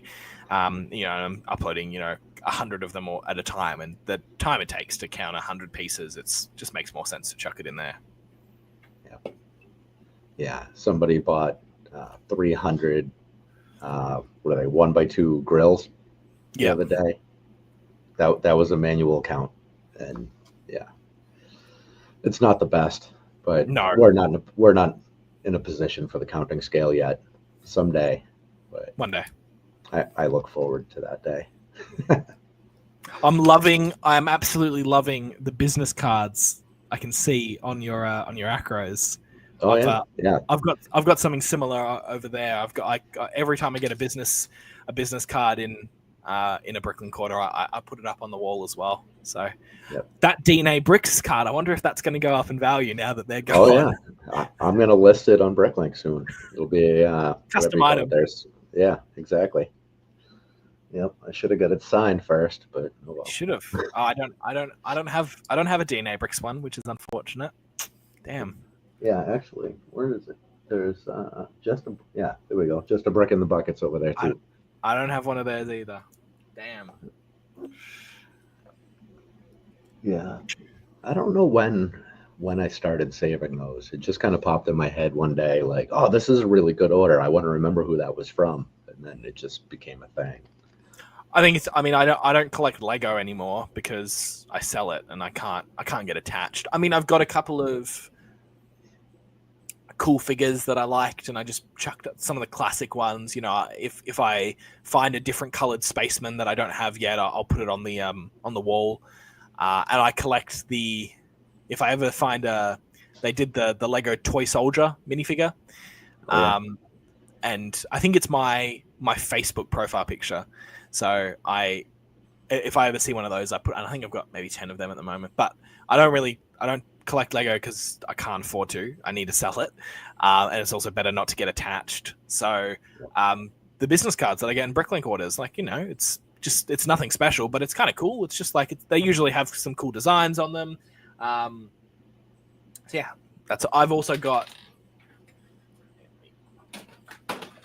Hey, look who it is. Ralph. I'm always talking about you, Ralph. Always. Yep. Yeah. I could never stop talking about you. All the good things, though. Only good things. Yeah. Celebrity in the building. I love it. Definitely. One of the OGs. He's bloody brilliant. Yep. So, I mean, I put this together because we've got our own business. Obviously, we've got our business card, and it's the evolution of, like, it started at this bloody ridiculous, stupid, like, it's the most shocking, poor. But, I mean, the shed design has kind of stayed similar, like it's that shape, but, and I don't know what we were doing with this one, but we finally actually got a good person to help me design it. But this is where we're at the moment, so pretty happy with that. But this is kind of cool, just something to have as a memento. Is that a custom frame, or did they just fit just right like that? No, they just fit perfectly. Wow, that's great. Yeah. So for business cards, are you going to do the QR code thing? I think we've got a QR code on it. You do have one. Yeah, but it just goes to Bricklink. I should probably change it to a Linktree one, but yeah, we've got the QR code there, and then we've just got the kind of username for Instagram and YouTube and stuff. But nothing crazy, and just our email. So it's only just for, and we have we've got a business card, and then we've got an order card. So our order card that we put into every order, which is just kind of thanking them for the order and asking them to leave feedback. And then it's a spot to write the, actually I've got one. The order number. Yeah, just to write the order number on it. Awesome. Do you think that helps? Well, I know that there are some people who want to have the order number listed on their order because they're placing 50 orders and they want to know where it's from. Yep. So, you know, even if that's only 10% of the buyers who want that, it's easier just to do it for all of them. And it also helps me because, you know, I'm not packing these orders anymore. So, you know, having if I need to pick up one of these, this is a packed order and it gets put on my desk and then I ship it from here. And if I need to figure out what that order is, the number is right there. So there's no question about it. I don't need to go clicking into every order to try and figure out what pieces go to which order. And we get, plenty of orders a day now. We're at, actually our average has gone down to 10 orders a day, which is pretty poor, which is really bad, but it's good. Sorry. I'm glad that we're getting 10 orders a day. That's fantastic. Please don't stop ordering. But we are down by about 50% at the moment. This month is really poor form. We were averaging at about 15 orders a day. So there's usually a lot of orders on my desk. So I need to know which order is which. So it's also for us. It's not just for the buyer. 15 orders a day. That's pretty active. Wow. And that's not just Bricklink. So that's Brickowl, eBay as well. So, and there's a lot of orders that come through that. It's probably on Bricklink when we were doing our 15 orders a day, before we came to April, probably I would say 10 orders a day for Bricklink, and then the rest were the other 5 were eBay or Brickowl. Sometimes even more for Brickowl and eBay. But now we're pretty form 10 orders a day at the moment, probably averaging maybe 6 orders a day on Bricklink, and then 4 or 5 orders Brickowl and eBay, which is, I'm not very happy about it, but I'll just keep rolling forward. I'll keep uploading and see what happens. Do you chalk that up to a seasonal thing? A bit of both, because we are seeing a lot of Bricklink stores doing less sales this time of year. And from just talking to them at the moment, a lot of people are saying, I'm not doing as many sales as I have been. But we are seeing also that I think there might be a contributing factor to our store being suspended. I know we're not currently suspended anymore, but I fear that, we may have lost. Most people buy through their wanted list, and it doesn't matter what store you are and what your business name is. They shop based on what you have, not who you are. But there's definitely some people who do shop based on who you are. I mean, I sometimes shop like that. I would love to place an order with Pop's Block Shop because I want to support him. And now that we've put ourselves more on social media, I'm sure there are orders that come through that are being placed because we are the BrickShed, not because we have a wide range. And I fear that we may have lost some of those customers recently. Not forever, but just at the moment, because they've seen our source is suspended, and they just haven't gone back and checked if we're back open. So, which is a bit unfortunate. So I think it's a bit of both. So yeah. Have you gotten any orders yet from viewers, like specifically with notes? Yeah. That's a fair great. few. Yeah, we'll get comment saying love the YouTube videos or something, which is really awesome to see. And the other thing is we get a lot of orders, reoccurring orders from the same people, who I recognize their usernames and they're placing an order a week, if not more. Wow. And we can see that based on, I think our reoccurring customers is at 30%. So I think 30% of all of our orders are reoccurring customers. Yeah, that's really impressive. Yeah, which I'm pretty happy with. Are they all local, or within the country anyway? Oh, within Australia. Yeah, I haven't seen any international reoccurring. I mean, there's a couple, but nothing that would steam. They're shopping because we're the BrickShed. They're shopping because we have a variety. It's not because we are who we are. And we do local pickup. Not a lot. It's not advertised on our store, but if you ask for it, we'll do it. And we probably have maybe 10 or 20 people who regularly pick up orders from us, probably at least once a month. This is a pickup order. There's usually at least one pickup order in every day, at least. So. Man, that's good stuff. All right, so I made sure to put a note here for myself from one of your shows. You talked about brick metrics. Yes. Have you tried that? I have not, and Steve will be very disappointed that I said that. I have not tried it. I don't know much about it. I mean, sorry, I know a little bit about it from based on the talks that I've had with Steve. I know that it's definitely a really good platform. I know one of my friends uses it, and he has only praise about it. It's also another one of those platforms that is ever evolving. Steve is putting effort into it every day. He's now full time doing kind of things with Lego, so he's spending more and more time in developing that platform to kind of cater to all of our needs. However, with Bricker, we don't necessarily need a platform like that. Bricker does not all of what Brickmetrics does, but it does a lot. So it's not something that we've decided to look into. I might choose to do it to support Steve one day down the line, like just as a kind of you're our friend, so we'd like to support you, but at the moment we haven't done it because we need it yet. However, if that is something you're interested in, it is.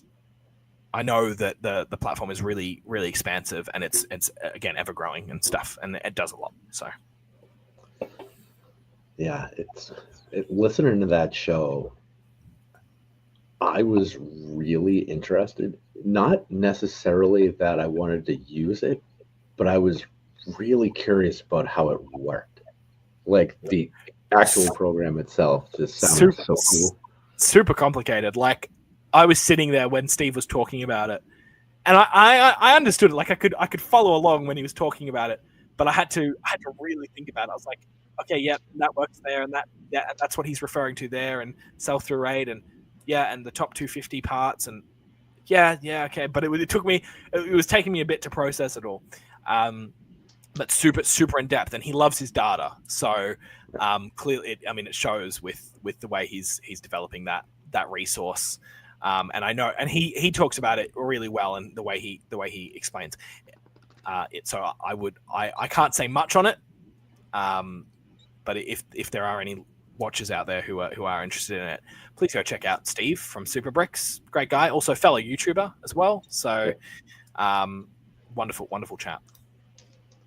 Yeah, at some point I might try it out just to poke around at it and see what goes on. We are in the process of building a Lego shopping app. Oh wow! Okay. And we've been working on it for too long now. It's a hell of a process. So we also love data and all of that stuff.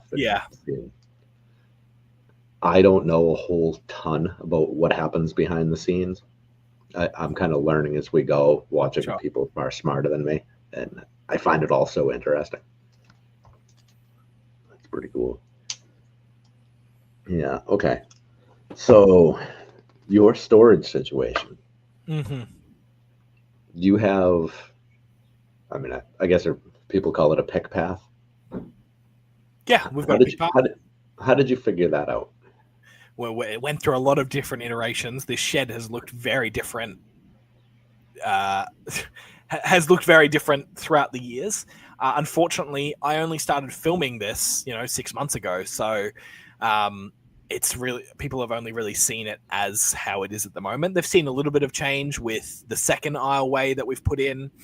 But originally, I remember like when we first started, or maybe not first started, but earlier on in our process, it wasn't one big alleyway.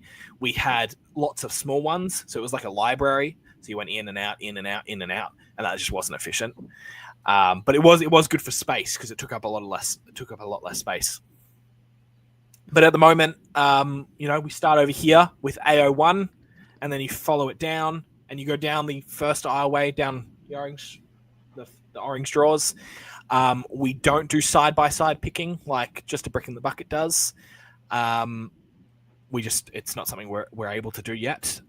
Maybe down the line, but I'm not a big fan of it. It's a bit too much for me. I'm like, okay, I'm going down here and then I'm going down here. I get it for a space thing, but we don't need or a speed thing, sorry, because it's quicker because you only have to go down the alleyway once if you're picking from left and right. But at the moment, you just go down, and then at the end of the kind of aisle, you turn around and you follow it on the other side, and you pick all the other drawers, and then you go down the second aisleway, which is there.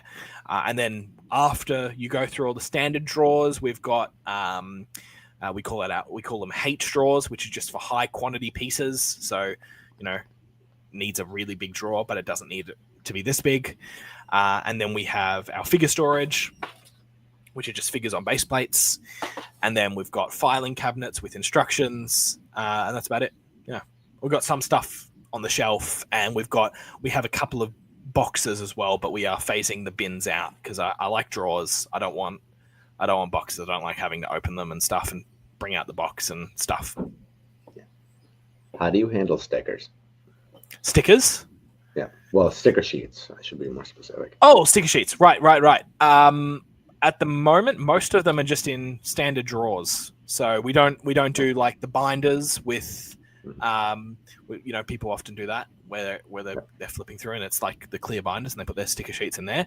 At the moment, they all go into small drawers. But the other thing is we don't get a lot of them because we don't part out that much because we are pretty much only used. So, but when we do part out, which it does happen, or we find a sticker sheet that we want to upload in a bulk lot, they typically just goes into standard drawers or just into the large version of that small drawer and just sits on top of some parts or something. Cool. Well, I guess on the same note, what about sticker pieces? That's going to be a nightmare at your level with that many parts. Well, we've definitely got a lot of decorated pieces, stickered and printed. In regards to the stickered parts, in regards to the uploading of those, we're only uploading the ones that are in really good condition and that are straight and proper. Sometimes I will take the time to fix them if they're a good part.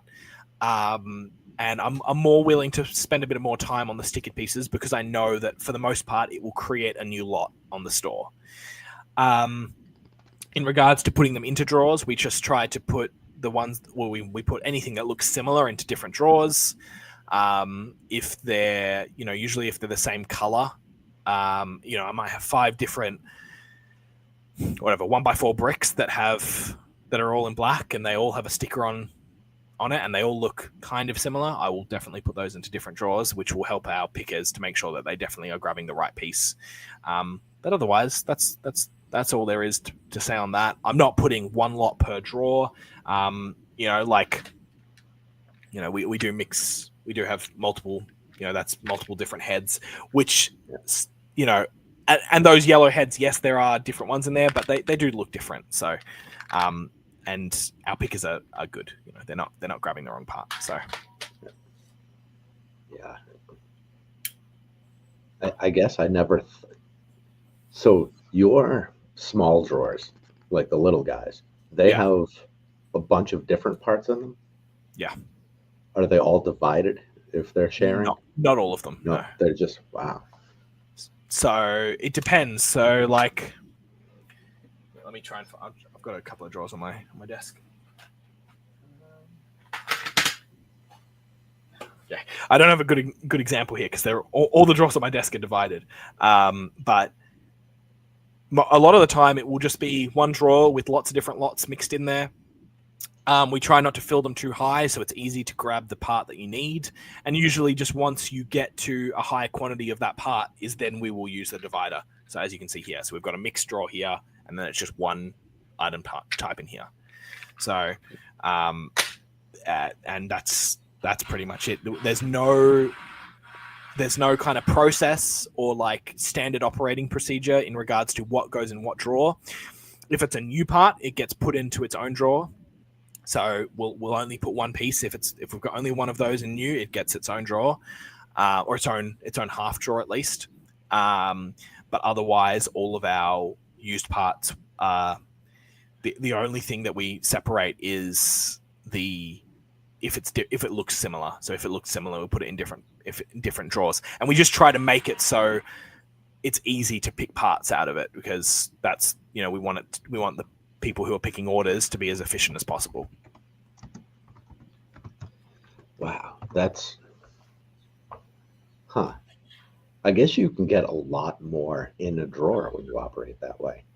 So Oh yeah, definitely. And we don't. You go.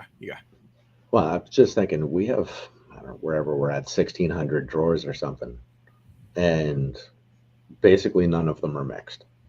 Yeah. There's one part type in each one. I mean, there might be multiple colors of that part. Yeah, I know there are your stores that do it like that, like yourself, or they don't do remarks, so it's all done by category. So it's just sorted into bars, animal, base plate, brick, dish, door, whatever it is, and that's how they store and pick their parts. And I can see the value in doing it like that, but I think it would take a lot more space to do a store like that. And that's what we've seen as well with, I know the people who do it like that, they do take up a lot more space. With us, even though, we have a lot of drawers, I think we're on drawer 5,500 at the moment. But how many drawers did you say? You had 1,600? Yeah, 1,600. So yeah, you've got 1,600 drawers with 30,000 pieces versus us with 400,000 pieces but you have more parts in there that are not listed, aren't they? Yeah, we've got 30,000 parts listed, but that's only this column and some hoppers. We still have another 52 units that we haven't listed yet. Right. Okay. Well, what I was going to say is moot then. I was thinking you had those 30,000 parts divided over all your drawers, but it's also not something that we don't want people worrying about that. Like when they're uploading pieces, whether it's myself or somebody else, it's a lot easier a part can go anywhere. Later down the line, the one thing that or at least I would like to do is have two different systems for new and used, because at the moment there are new parts and used parts in amongst the inventory, but they're obviously not mixed together, definitely not mixed together, and we pick them and they get picked in separate. Like this is an only used order, that's why there's only one cup, but if there were new parts in here, they'd get a separate cup. And later down the line, I'd love to separate our new inventory and put it in a different system, and that way our pickers don't need to worry about that again. It will just speed up picking. You don't need to be looking if it's a new or used part on your pick sheet, because if there's a new part, it has to go here. If it's a used part, it has to go here.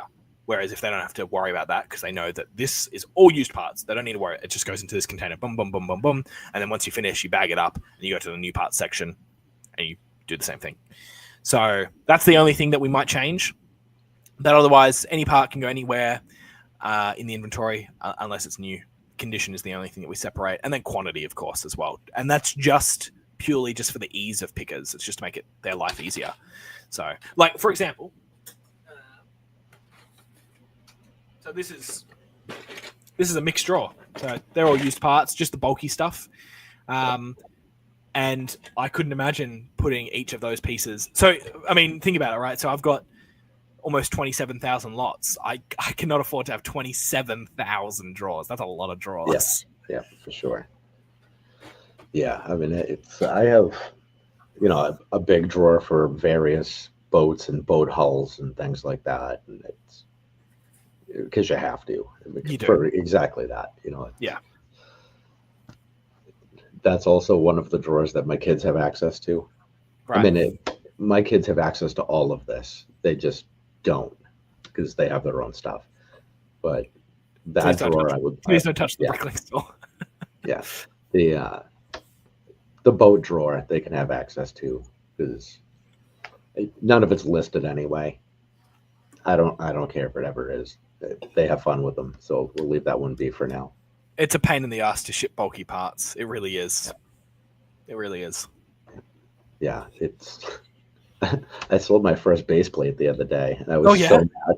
It's like, how do you box this thing? Yeah. So I had to build a custom box for it.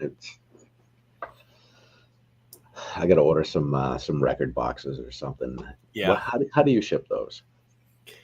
On a wing and a prayer, really, hoping that it arrives in good condition. But for the most part, all of our orders go in padded mailers. And for if we were shipping a base plate, we would just put cardboard in there to reinforce it and just write "Do not bend" like in really big letters on the package.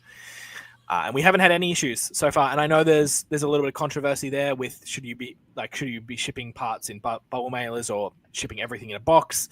And people do it differently and have different opinions on it. But our bubble mailers have never done us wrong. I mean, I think maybe there might be 5 parts that have ever shown up damaged because of shipping. And it's just like, if it's 5 out of 5,000 orders, then I'll just refund it. It's fine. It's just on me. It's okay. Or I'll try to, send out a better part to them. But yeah, everything else just goes in padded mailers. And if it's a really bulk quantity, like if it's a really big order, then it will put it in a box. We do have boxes here. So yeah, I only have, I don't know, whatever it is, 9 or 10 reviews as a seller. So I'm being super overly cautious at this point. So Oh yeah. Yeah. And also would separating new/used solve an actual problem you're having? Seems like a lot of work and expansion of 2 storage areas to save someone from reading a word and picking. You know what? You're right on there, Ralph. It's more the only reason why we would want to do that. Yes, it would.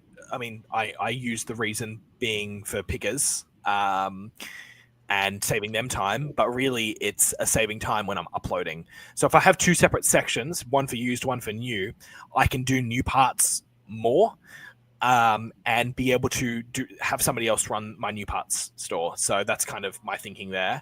I don't like doing new parts. I hate parting out. I don't want to do it, but I want the BrickShed to do it. So, because I want to cater to the high quantity mock builders who want 10,000 1x2 light bluish grey masonry bricks. So for getting back into new parts, I would like to hire somebody to just run my new parts store, do all the parting out for it and keep that inventory managed, for them.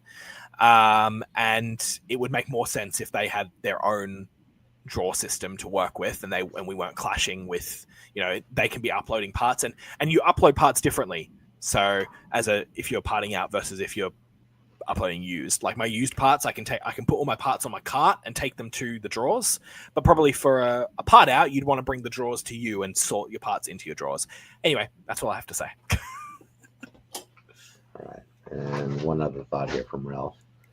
Number 5 pattern envelope, base plate, sandwich, and cardboard. I'm going to write that down. Number 5 patterned envelope. I don't know what a number 5 is, but I know how to use the Google machine. Number 5 padded envelope. Awesome. I'm going to have to look and see exactly. That must be huge. Oh, it's a couple of different ones have come up, but yeah. What's a base plate? They need bigger than 12 by 12. Was it 14 or something? I think you need for an open area. 30 centimeters. I think that's how long. I don't know what that is in the metric system. Yeah. Yeah, that's right. It's just you guys. Everyone else uses centimeters, guys. Come on. Yeah. I mean, if I had my way, we would switch because I can move zeros. Like we'll just move a decimal point around. You guys have it so easy. Yeah, it's so much easier. 100%. To be fair, I still use inches sometimes for some things. For some of the building stuff, like when I'm building if I'm building shelves or something, I still use it occasionally. But yeah, for the most part, centimeters. It's just easier.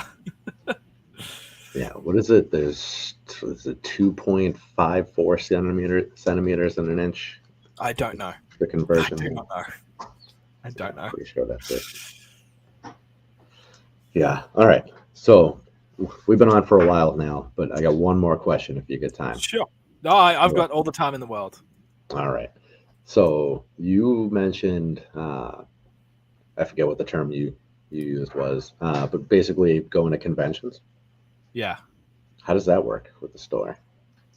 What do you bring with you? Figures and sets. That's what we'll bring. We adjust the way of doing things in the store so we can cater for our conventions. So we do we store and list our figures differently. We store and list our sets differently. So our sets all get packaged in cellophane bags all nicely, and they get processed in a different way than I would if I wasn't doing markets. And then in regards to managing the inventory, at the moment, it's just been a manual process of, if I sell that, after I sell at the market, usually it's at the end of the market, I just have to go through all of my sets and my minifigures and kind of do an audit. But we are, as I said at the start, moving to putting barcodes on all of our figures, wrapped around the arm like this, similar to what you'll see at some bricks and minifigures over in the States. I know they do this in some of their locations. So that is what we're doing, and I'm doing that today. And that way I can just bring a barcode scanner, and when I sell a part, where I sell a figure, I can just scan it and I'll remove it from my inventory rather than having to manually search it either in the moment or having to wait until the end of the day and having to keep my store closed. So yeah, that's really it. I mean, in regards to bringing everything, it's just a job of filling the car up with what I can and taking what I can. Sometimes I can't bring certain things because I can only fit so much in the car. And at the moment, the only markets and / events that we have done have been relatively small. We did a really big one recently though, which is Brickvention, which was absolutely amazing and absolutely crazy. And honestly, we could have spent a year preparing for it, and we still wouldn't have brought enough stuff. So it was an amazing time, and I did a whole video on it, and it was super fun. And 20 to 25,000 people across the weekend. So the biggest Lego convention in the Southern Hemisphere, so that I'm aware of. So absolutely amazing. It was really fun. We made lots and lots of money, which is the important thing, right? Yeah. But we could have brought 10 times what we brought, and we would have sold. We still could have brought more. Like, there is that many people who want that many things. But it was really fun, and it was kind of a good experience in seeing what a really big convention would be like. We hope to do more Brickventions in the future. We can't do next year's, unfortunately, because we're going to be away. We'll be overseas. But the plan is to do 2027 Brickvention. And we'll just spend that year, like next year, we'll just spend the whole year just preparing for it. Because you need to. So we'll be buying sets throughout the year and stuff and processing them. Whereas at the moment, we're not buying any sets at the moment, just because sets don't do typically well on Bricklink. At least for us, they don't. But they do really well at markets. So, yeah. Now, are you doing any, I don't know, investing, basically? Are you selling any new sets out there too, or purely used? Nah. We tried to at one point. We started that investment thing and had a look into that, but we hope to do that maybe further down the line. Maybe once we have somebody managing new, they can also do that, the investment part of it. However, it's not where my passion is. So my passion is the used parts. So even like new parts, parting out on Bricklink, I don't like doing that either, because it's just not where I don't get job satisfaction out of doing it that way. But I do know that I'm missing out on there's a market out there for them, because a lot of people do it, like yourself and a few other sellers who I've seen on YouTube and stuff, talking about the investment journey.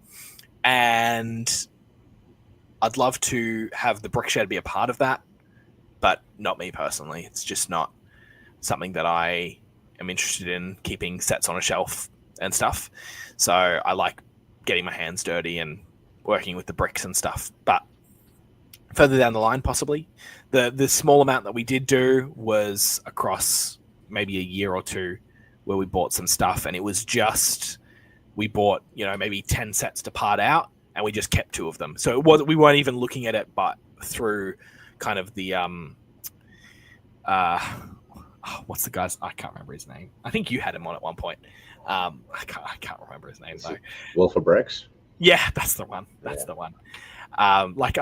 We didn't do any like crazy data like tracking anything like that. And if we were going to do it, I'd want to do it that way. I'd want to, as I think I said really early on in the call, if I want to do something, I want to go all in and just like put all my energy and time into it. So I don't want to do something that is just a side thing and just gets a little bit of my attention. It will I feel like it will just distract me from from what I am doing. So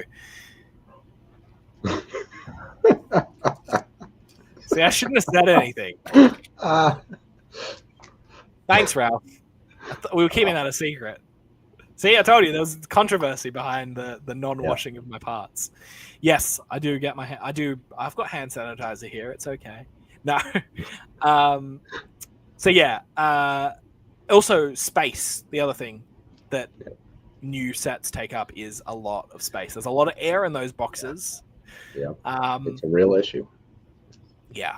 So, not at the moment. Further down the line, yes. So how do prices work at convention?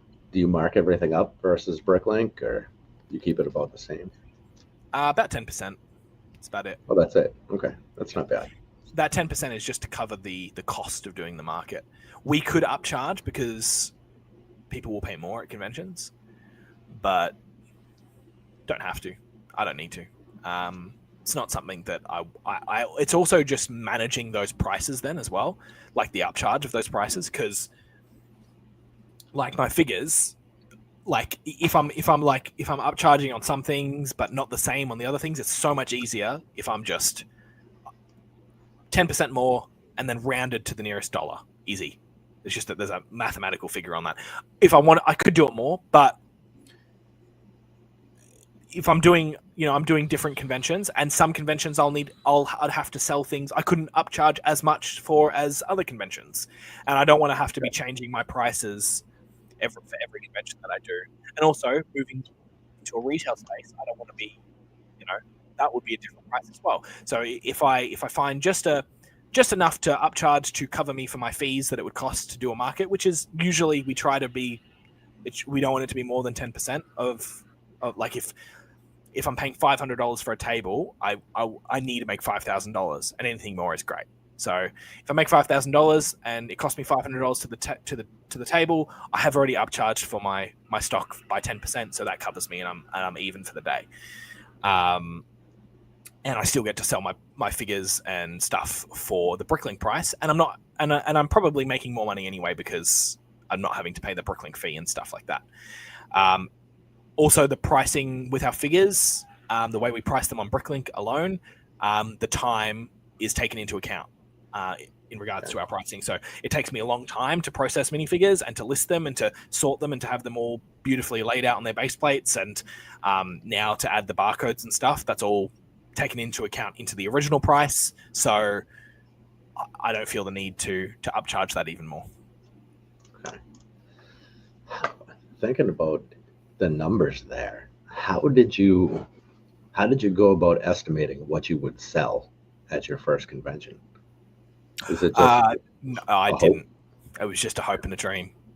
And I remember it was probably a bad thing, but our first market that we ever did, it was a really small one, but we did really, really well. I mean, in relation to how we were doing at the time. So I think we did $4,000 in sales, and that was one day. It was just one day thing. It was like 5 hours or something, and that was really, really good at the time. Like that was like the most money that was like more money than we would made in a month at the time.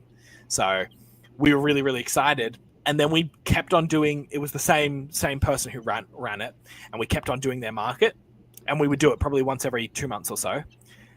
And since that first market, every market we've done less and less sales. Just a slow decline in sales from that first market. So it was really good on the first one. It was okay. It was just a little less on the next one, and just a little less, and it just kept on going down. And then we've kind of stabilized for that specific market. at like $2,000, $3,000 in sales. And we stopped doing that market because of that reason, that we just weren't doing the sales that we needed.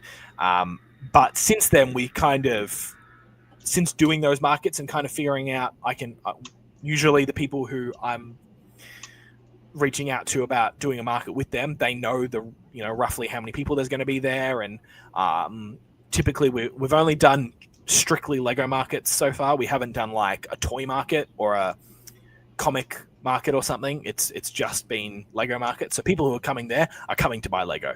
So I ask, how many people do you expect to be there? How long is it going to be for? And using that data, we're able to figure out, okay, roughly for one, we need to pull in this amount of sales for a market that's going to cost us X amount of money. And based on that, we decide on how much we're going to bring as well. And it's also dependent on the stock that we have at the time. So like at the moment, I have maybe $25,000 worth of minifigures at the moment. And if I only need to make $5,000 at the market, then I'll be fine, because that's whatever 20% of my figures, and that will be fine based on the data that I've got from previous markets and stuff. It's all about, like, I wouldn't be able to give advice on, you need to bring this amount of stuff and what to bring and stuff, because again, the markets are so different across the board. It also depends on who your competitors are at the market. That's a really big one. So Brickvention was massive, but our luck was there wasn't that many used sellers. Most of the people who were there were brand new and box sellers, so we didn't have to compete with any of those people. And our real kind of eye candy was all the figures on our trestle tables. So yeah, and we just had them all on the base plates, and it looked beautiful. And that was really good, and lots. And we usually had 3 people deep that whole market, so covering the table. So it's good fun. Yeah, that's awesome. So did you go right for the IPs, Disney, Harry Potter, stuff like that, or do you actually bring Lego branded stuff as well, Old Castle, whatever? In regards to what figures I'm bringing, or anything. Oh, okay. Sorry, my headset cut out for half a second there. Oh, in regards to, when you said that, in regards to all the minifigures that I'm bringing? Yeah. Yes. So I just bring everything. So all of our minifigures go on these base plates, and we just bring it all. Oh, every single one? Yeah, wow. Yeah. So it's easier to do it that way, because when I'm listing my minifigures, they get all listed in the same way. They get put onto they've got those stickers in front of them and their prices, and they get put in rows. And the only thing that I sort by theme is Star Wars. So Star Wars minifigures are done separately, but everything else is just mixed, and it's just sorted by price. We used to have them sorted by theme as well, but it took up more space. So this was a more space-efficient way of doing things, because I only needed to have 1 row of $25 figures, whereas if I sorted them by theme, I might need 3 rows of $25 figures. And we just bring them all.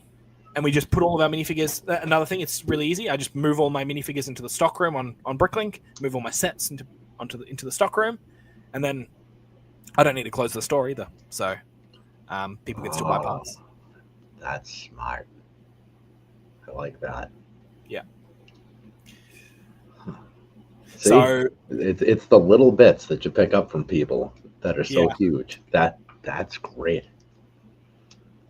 The one thing that now that we're doing on Bricker, we will have to close Brickowl and eBay, because there's no way to adjust. At least, I don't know if anyone's watching. Ralph, if you're watching, you might know, but I don't know of a way to move inventory. I don't play around with Brickowl a lot, so there's not much I know. But if I can stockroom stuff on eBay, on Bricklink, on Brickowl.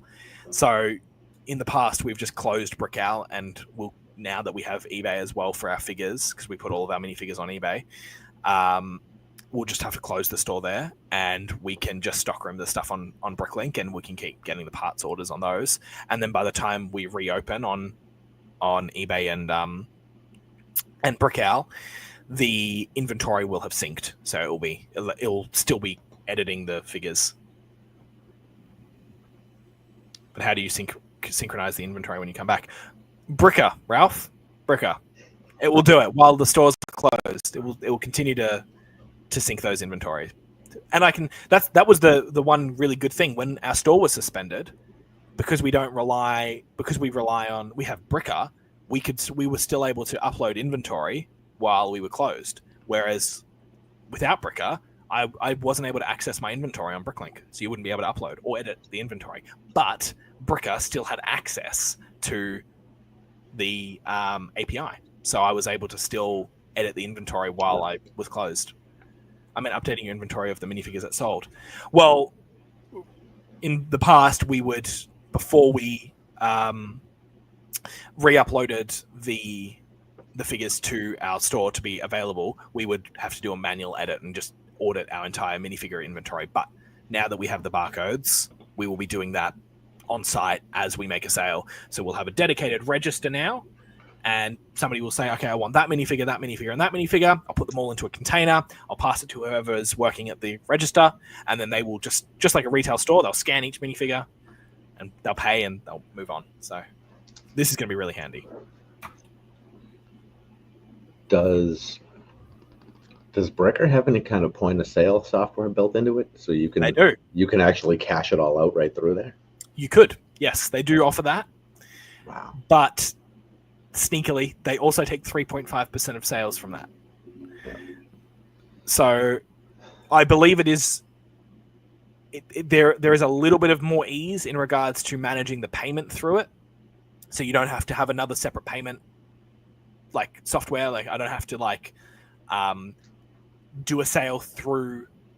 We have Square. We use Square, and then have to link that to our accounting side of things. Like if we did it through Bricker, everything would just go through Bricker, and it would just be one number. So I do have to separate that.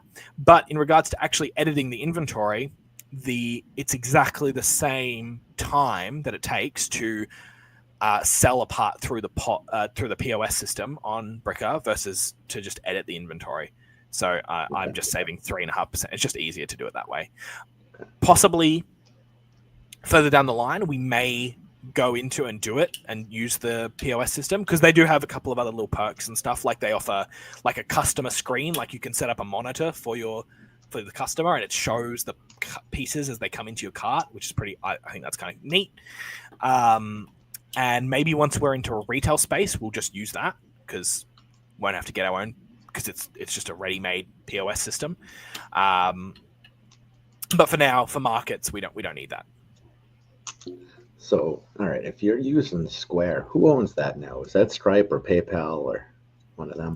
I think PayPal. I'm going to look it up. Square. Who owns?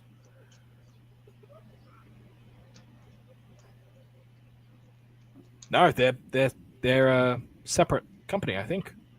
Really? I thought they were owned by one of the bigger players. Who owns Block Incorporated? Nope. They're owned by a company called Block Incorporated, which is just individual shareholders. So Jack Dorsey owns them. Yeah. He does. Yeah. Jack Dorsey, Alyssa Henry, and I don't know how to pronounce that third name. But yeah, no, just an individual person. They charge us 1%, I think. I'm not 100%. I can't remember if that's the exact percentage, but I think it's 1%. That's 1% for their usage plus the actual credit card fee. So 3% for Amex, and I don't know, 3.5% for MasterCard or whatever. I don't think we have that. No? No, I don't think we have that. That's wild. Yeah, I don't think we have that in Australia. I could be wrong, because I don't use credit cards and stuff. I don't. So, but I'm pretty sure we don't have that. Wow. That's unreal. Yeah, because it's, what is it? Looking at Shopify, you have the Shopify fee, and then you have the payment processing fee on top of that. And by the time you add it all together, it's whatever it was, 7.5 or 8%, which still isn't terrible. Because doing Amazon FBA was 30%. We do crazy like that.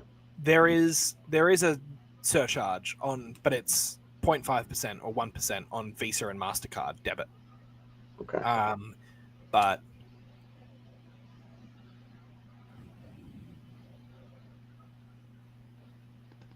yeah, no, it doesn't affect us. I might be taken into account for the Square reader, so it might be so it must be more than 1%. I don't think it applies to Square though. I think Square covers that fee for you, and you're just paying for it in their it's probably like 3% or something to use Square or something. Yeah, the one thing that still tiny. Yeah, it's not a whole lot. It's definitely cheaper than PayPal's fee. I know that. Actually, I have a fee spreadsheet where we break everything down on like what platform, if I spend $100 here, and what payment process I'm using, it tells me exactly how much money I end up in the end. But which I would suggest to make one of those, because it is handy. We have a look, see what we got. Fees. 2.9% plus 30 cents base, if I remember correctly. There you go. Ralph coming in with the knowledge.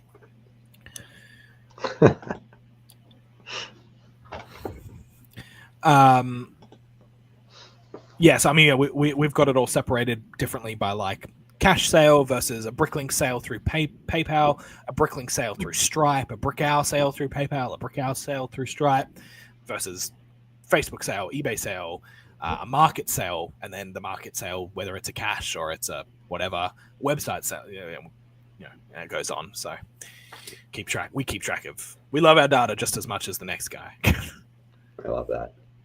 Yeah, the selling on marketplace isn't nearly as much fun anymore now that the rates have gone up, and now we have to do our own shipping. That's not built in anymore, which there's some pros and cons to that too, I suppose. We don't have that. So Facebook Marketplace for Australia, you don't pay for anything. No, it doesn't cost you. No, it's wow. Completely free. Wow. We had that as like a limited time deal here, but that went away after not nearly long enough. And then I think we're at 10% now for fees. Wow. Well, for shipped items anyway. The only thing that takes into consideration is that it is all manual. So there's no like I can't connect an API to it or anything to like automate the listings on there. I have to do it all manually, and it's all through they can't, and also somebody can't just buy it through Facebook Marketplace. It's all like they have to message me and they have to say, okay, what's your PayPal? And I send them my PayPal. So yeah, but we don't sell much on Marketplace anymore. We used to, but it's because it's all manual. It just takes too long. Yeah, it's a fairly awful process. We do a decent amount of that. I forget where we're at. We have 500 sales on Marketplace or something, and it's a lot of work. But the cash is nice when you do the local deals. Definitely.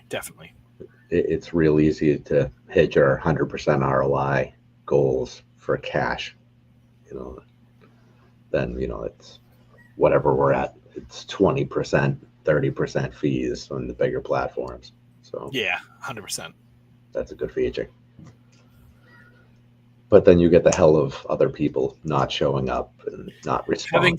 Having to deal with the customers, yeah. Having to actually communicate with people. Yeah. Which is why Bricklink is great, because you list a product and 3 months later, somebody buys it and comes through, instant, pack it, ship it, done. I don't want to talk to you. Yeah. Well, and for the most part, the community's pretty good. There's a weirdo in every crowd, but the people are pretty good. I mean, most of us understand that it is a toy at the end of the day that we're dealing Yeah.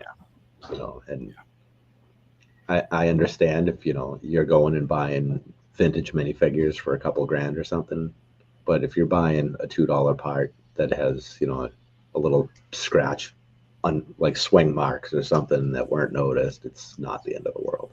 No, it is okay. It is just a toy. We are meant to be having fun. It's relax. Yeah. The refunds are painful though. I've only actually sent one, but I did not like that at all. We've got refunds. We've got refunds budgeted into our monthly expenses. Okay, we're expecting to send this amount of money into refunds. That's incredible. Well, again, I've only had 35 sales at this point. After 6 weeks, 35 sales, I think is where we're at. But yeah, I had a cow that I had listed with no horns, and then I found the horns, so I listed it as the cow with the horns. Forgot to take the other one down. Somebody bought both of them. Damn. Yeah, that was unfortunate. And unfortunate because I felt bad that I made the mistake. Not The refund is whatever, but man, so new, and I already screwed up. I thought that was going to take a while longer. Oh well. It's a manual job. Like, human error is bound to happen. You can get it automated to a point, and we'd like to. We're maybe looking into something, but to maybe help us with that. But because I know, totally taking inspiration from Chris from the Great Brick Lab, who's still working on his AI sorter. And I mean to I want to have a call with him, and just purely I didn't get a chance to bring it up on our call last week, but I'm hoping to maybe have a chance to really talk to him about that, because I would like to do that. But also I'm hoping that I can even get it to the point where if the AI is recognizing the part, so it's putting it's sorting it into here, in theory it could then just put it into the file as well, right? Like, it could just make a file as it sorts. Like, in theory, that I have no idea how all that works, but I would love to be able to dump a box of Lego onto a conveyor belt, and for it to be sorted, cataloged, come back to me, even listed, even it sorts itself into drawers or something. Like, that would be amazing. I don't know how I would do that, but that would have to be really, really expensive, or everyone would use it, and it would just kind of destroy the whole system, right? Well, yeah, that actually, I think Ralph brought it up. See, I'm mentioning you again, Ralph. He said that, because I know that Chris was going to make it public, he was going to post the blueprints and all the AI stuff online so anyone could have access to it. And that was, I think, based on something Ralph said, which is that if he just had it and it was just him, then it would wreck the market. Yep, for sure. So, yeah. Which is not something that I want to do. And I don't think, we're never going to get something like that. But anything to help us, maybe if it's just to sort it, rather than, it doesn't have to catalog it and stuff, but that would eliminate all my labor costs on sorting, and I would just need to pay somebody to catalog and list. Yep. So we'll see. And also, this is years down the road. It's going to be expensive and time consuming to do something, to initiate something like that. And we're not ready for it yet. But maybe when we move, bigger space, more space to have something like that set up. But I know that there's a Slovenia store, I believe. I think it's called 3 Brick Me, and they have an automated sorter that's really, really big for used parts. And I would love to have, it's beautiful. I mean, it's beautiful. It really is. That's cool. What are they called? 3 Brick Me. 3 Brick Me. All right. They have videos of that thing in action. There is not through them though. It's through whatever company made it for them. It is on YouTube though. You can find it, but it's like hidden. There's like only a couple of hundred views or something. I think like it's super hidden. It's from like 3 or 4 years ago, but it is out there. You can find it. All right, I'll have to look for that. That sounds great. So thinking of data and all these different softwares, I'm looking for something maybe you can help me with that I can't Sure. find anywhere. So through BrickShed's API, Yeah.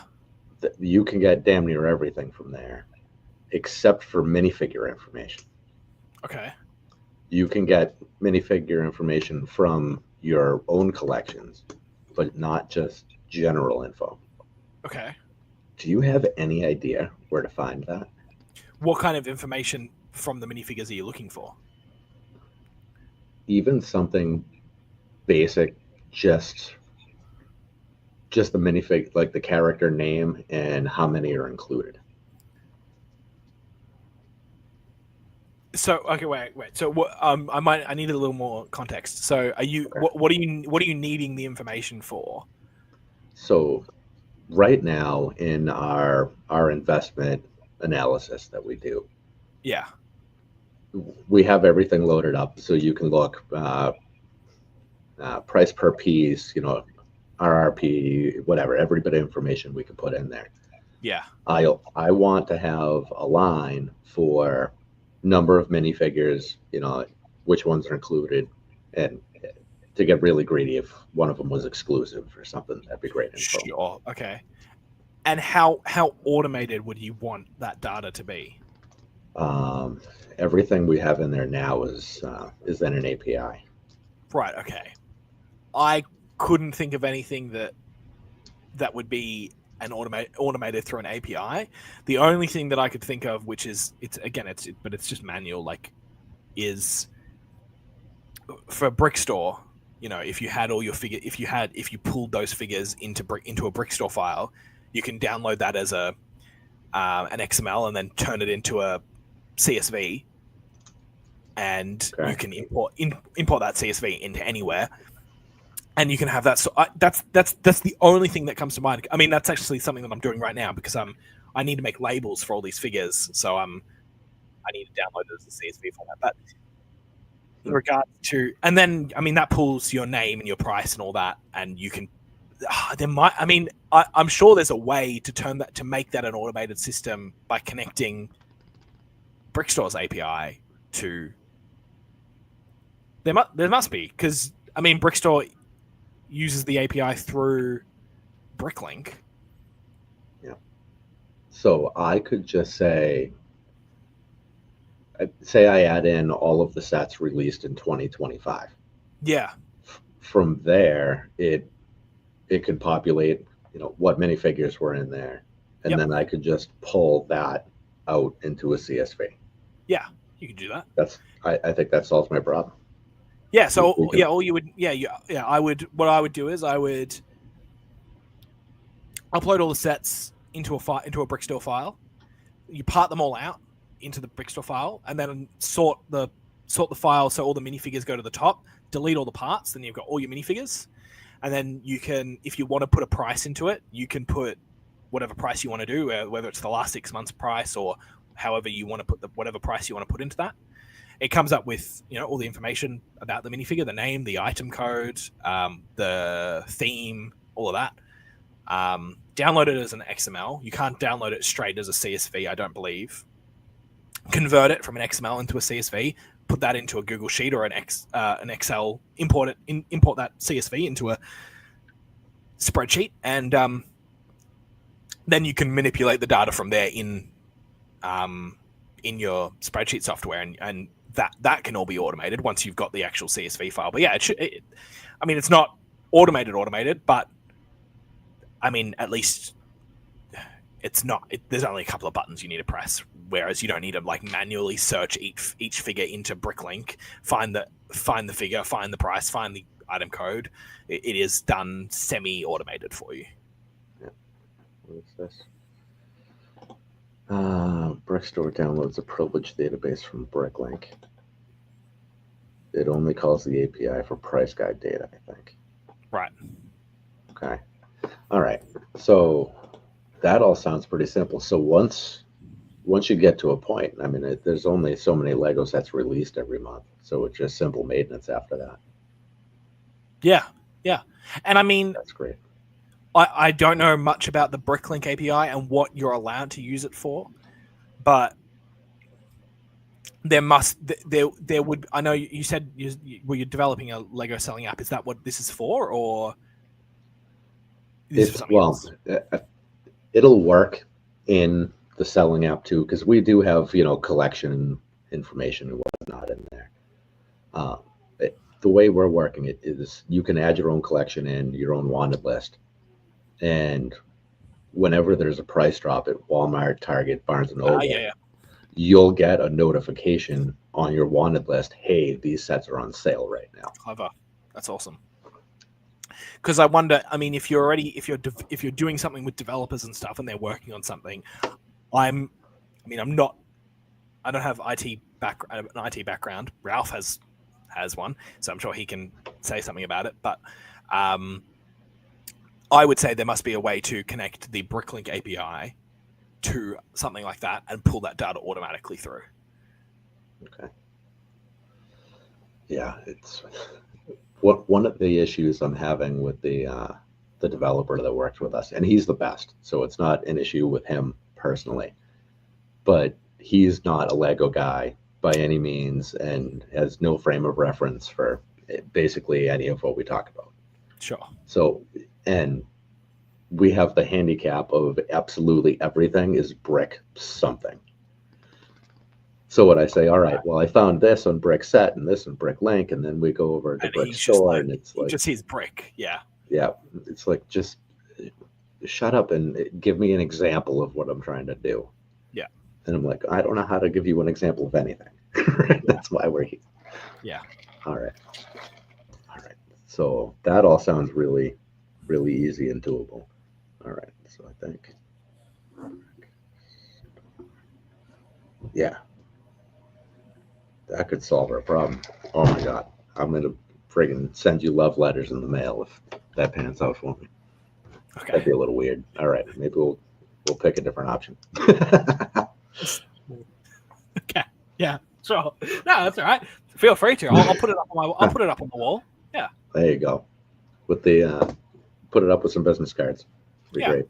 Ralph sent me something just before on Discord, and he sent me a thing where people would, if you like crash into a parked car, save people's business cards that you don't like, and you can put the business card on their car and say, "Sorry, here's my information." Oh, that's brilliant. That's brilliant. So next time the plumber doesn't show up on a job for 3 days or something, just keep one of theirs handy. Exactly. That's good. Yeah, we got to make sure we give Ralph some extra credit here for possibly being the funniest person in all of Bricklink YouTube. He's pretty amusing. He says some interesting things. That's for sure. I've watched most of his videos, and he's a great guy. He's really funny. Yeah. I love you, Ralph. Yeah. I miss the what were they? The brick separator shows. Yeah. Derek, because it was the perfect contrast. Yeah. Derek is pretty. I'm trying to think of a good word. He's pretty straightforward. Like there's not. Yeah. He says what he means, and he means what he says. Yeah. Not much joking around. Just like, I mean, there's a little bit of that, but yeah, there was a good contrast in those videos. But he's getting so busy these days. His store is massive, and he's one man. I do not understand how that works. One man. That is, he's uploading his will. He's the uploading. Derek learned everything from me. Just saying. Oh, there you go. Yeah. It takes some level of determination for sure. And people often ask me, right, about, they're like, okay, you share a lot of stuff on YouTube. You do a lot. I do a lot of stuff where I go on calls with smaller sellers and stuff. And they can ask me whatever they want, and I share all this information and stuff about how I do things. And like, yeah, this is, if you want to do it like this, do it like me. I'm doing things really efficiently, full-time job. You know, here's all my information. Here's all the information. Copy it, and you'll be as successful as me. But the one thing, which is I think is probably one of the most important things when it comes to a Bricklink store, is the time that you have to put into it. And if you don't have the time, then there's, no matter how much knowledge of how efficient you can be, there's only so much you can get done, because it's such a time-consuming job. It's so manual. Even with all these amazing programs that we have, there's still a really big manual part of it that I can share all of this information and be pretty comfortable with the fact that there's not many people out there who have the time and the ability to put in the time, or the ability to make it their full-time job, and before they're making money, and be able to create something as big as this. There's a lot of people out there who can do it, but there's a very select few. So I feel more comfortable about sharing all this stuff. And this is not me saying that all those people are never going to have what I have, but it's just, it takes a lot of time to get to here. So, and I suppose it's 11:30 p.m. and I'm still working. Time consuming is right. I'm cutting into my, COD Warzone time. Exactly. And I mean, that's the other thing. The priorities and stuff. Like, you might have the time, but you might not be willing to put every waking second into it, like I am. I do nothing else. I just do Bricklink, but every other thing adds another distraction and stuff. And hey, Brick Vibe, Hey. look at that. So I suppose, having the time and energy to, and not only that, but the discipline. Like, you might have the time, but you might be, not disciplined enough to have a consistent uploading schedule and pack all your orders efficiently and be able to maintain it for enough time to see growth. Because it not only is it time consuming to put the effort in, but it's time consuming to get big. It's going to take a while to get traction and get orders. I mean, I've been doing this for almost 5 years now. So, and I've only maybe only in the last 6 to 12 months have I actually been doing it really full time. So, yeah, and that's where the community comes in too, I think, because after so long, it does get redundant, right? Oh yeah. So you need the spice of having other people come in and out, have other people to share some of your pain with, and bounce ideas off. It's like that. The other thing is, like, my family and friends, I can't have it. There's no overlap in shared experiences with my work versus their work. Like, absolutely nothing. Like, really absolutely nothing. I mean, maybe like I can talk about managing contractors and stuff, because some of those guys manage people and stuff. They've got a team to manage, but pretty much everything else, there's not much that I can share my woes with, and they can understand and be able to share something back to me that I'm going to understand.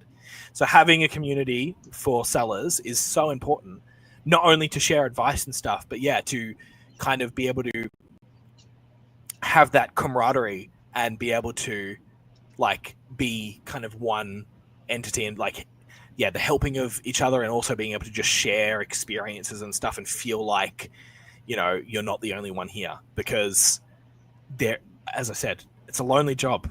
And without that outlet, and without that community, and with that community being, hopefully it can get bigger and bigger, and it can be, more than what it is today. Without that, it would be so much more difficult. Yeah, and without that, you just get like that weird aunt that's, oh, sure, you're going to make a living selling things 3 cents at a time. You'll still get that. That's the other thing. Like, people who do look into doing this full time, the amount of backlash that you'll get from family and friends it's going to happen. Like, brace yourself. People are going to think you're crazy. Like, really. And I still get it. And it definitely puts my spirits down. But then I get to talk to everyone here in the Bricklink community, in the Lego buy and sell community. and my mood goes straight back up. Or I watch some videos of like Just a Brick in the Bucket, moving into a new warehouse, and I'm like, yes, see, it's doable. I can do it. And it definitely, I would say it's definitely got me down a lot when early in the early days before I went full time. Even now, they're still like, what do you do? Like, go get a real job. Like, I have a job. Jeez, I have one. Yeah, the people that say things like that are the ones that are typically either miserable in their own spot, or they're just upset because they need to request permission to take their 15-minute break, or they can't go on lunch without a schedule. That's a miserable existence. I mean, I guess it's easy for me to look past the people who say those things that I don't respect or care about, but you will get your family members and stuff saying that, who you do respect and you do care about and you do value their opinions. And I understand where they're coming from, because they don't understand it, and it's super foreign. I mean, it's getting more and more apparent, like with the resellers and stuff, like all not just in Lego, but wherever. Like it's becoming more and more of a thing to be known for. What's your job? Oh, I resell things. That comes with a bit of stigma as well, I think. When I say I resell Lego, it's like, oh, you resell things? Like there is like, like, really? Like, I have to explain, I'm not just buying something and flipping it. There's this whole process. I've got like staff. I've got, it takes so long to get a brick from here to here, to getting out the door. Everyone thinks you're crazy until you succeed. Then you're brilliant. Yeah, exactly. Then you're like, oh. And then they'll send you praises and stuff. But I really enjoy it. So they can go screw themselves, Yeah, I love it. That's the only attitude to have. I'm sure I could have done better up to this point in my life if I had gone and just got a normal job working for some normal company. It's been 9 years since I've had to request time off. I've been self-employed for a long time now. I can't imagine anything else. Yeah. I would rather not be doing what I'm doing, but it served me well until it doesn't anymore. Definitely. I don't know how anybody can look down on somebody who's built themselves a position to have that much freedom. Yeah. No, and I will say this, like, I don't make much money, if any, but I can live, I can eat, I'm not homeless, life is good, I'm in a much better position than most people. What has Nate said? It's a tough thing to deal with. Hopefully they come around, though, as it sounds like it's something that feels purposeful and fulfilling, and folks like me appreciate what you'll do. Exactly. And at least the community is good enough that I'm able to put myself out there with YouTube, and so are you able to, and all the countless other people who put themselves out on social media and able to build a following, and people are like, they're supporting your journey and they're following along, not necessarily because they're going to buy from you or anything, but just they're interested in to see how what we're doing and what life is like as a full-time Bricklink seller, or whatever you're doing, and that's its own bit of job satisfaction. I will say that the biggest satisfaction I get from this job is working with the pieces. And that's why I'm not a big fan of the new stuff. So I just love maybe not getting my hands dirty, but putting my hands into the Lego and playing with. I get to play with Lego. I mean, definitely not as much. The bigger you get, the more admin stuff you have to do, and you can't escape from it. But I still love what I do. I wouldn't trade it for the world. I wouldn't trade it for more money.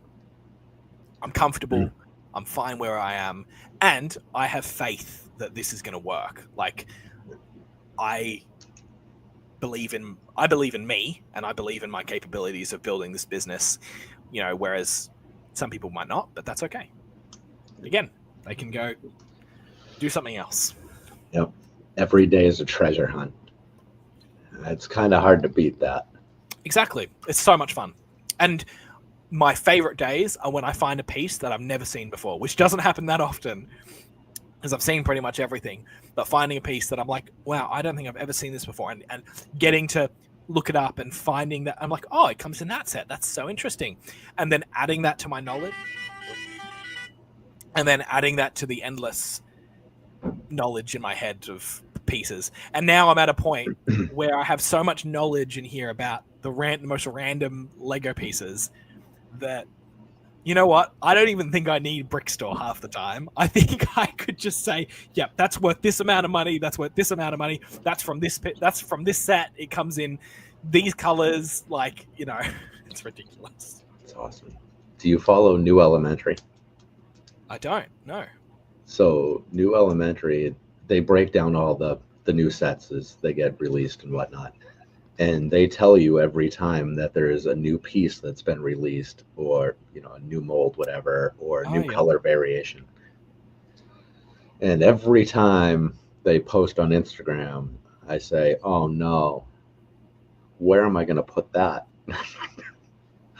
It's like, right, yeah. We don't need 50 new molds this year. Like, I'm just learning to work with what I got. Yeah. It's like, oh, it's all right. They're doing some cool stuff, though. I suppose all those new pieces that come out, it will take a while. Like, I mean, we're doing used, so it will take a while for them to get to me because, like, I'm buying used bulk from, you know, people's basements. So, like, they're not going to, then those new parts are not going to find their way into my drawers for maybe 5 years. So I've got some time to build up. Yeah. It's a generational loop, I think. Yeah. Wow. Yeah. Lego Elementary. No, that's New Elementary. Sorry. That's pretty cool.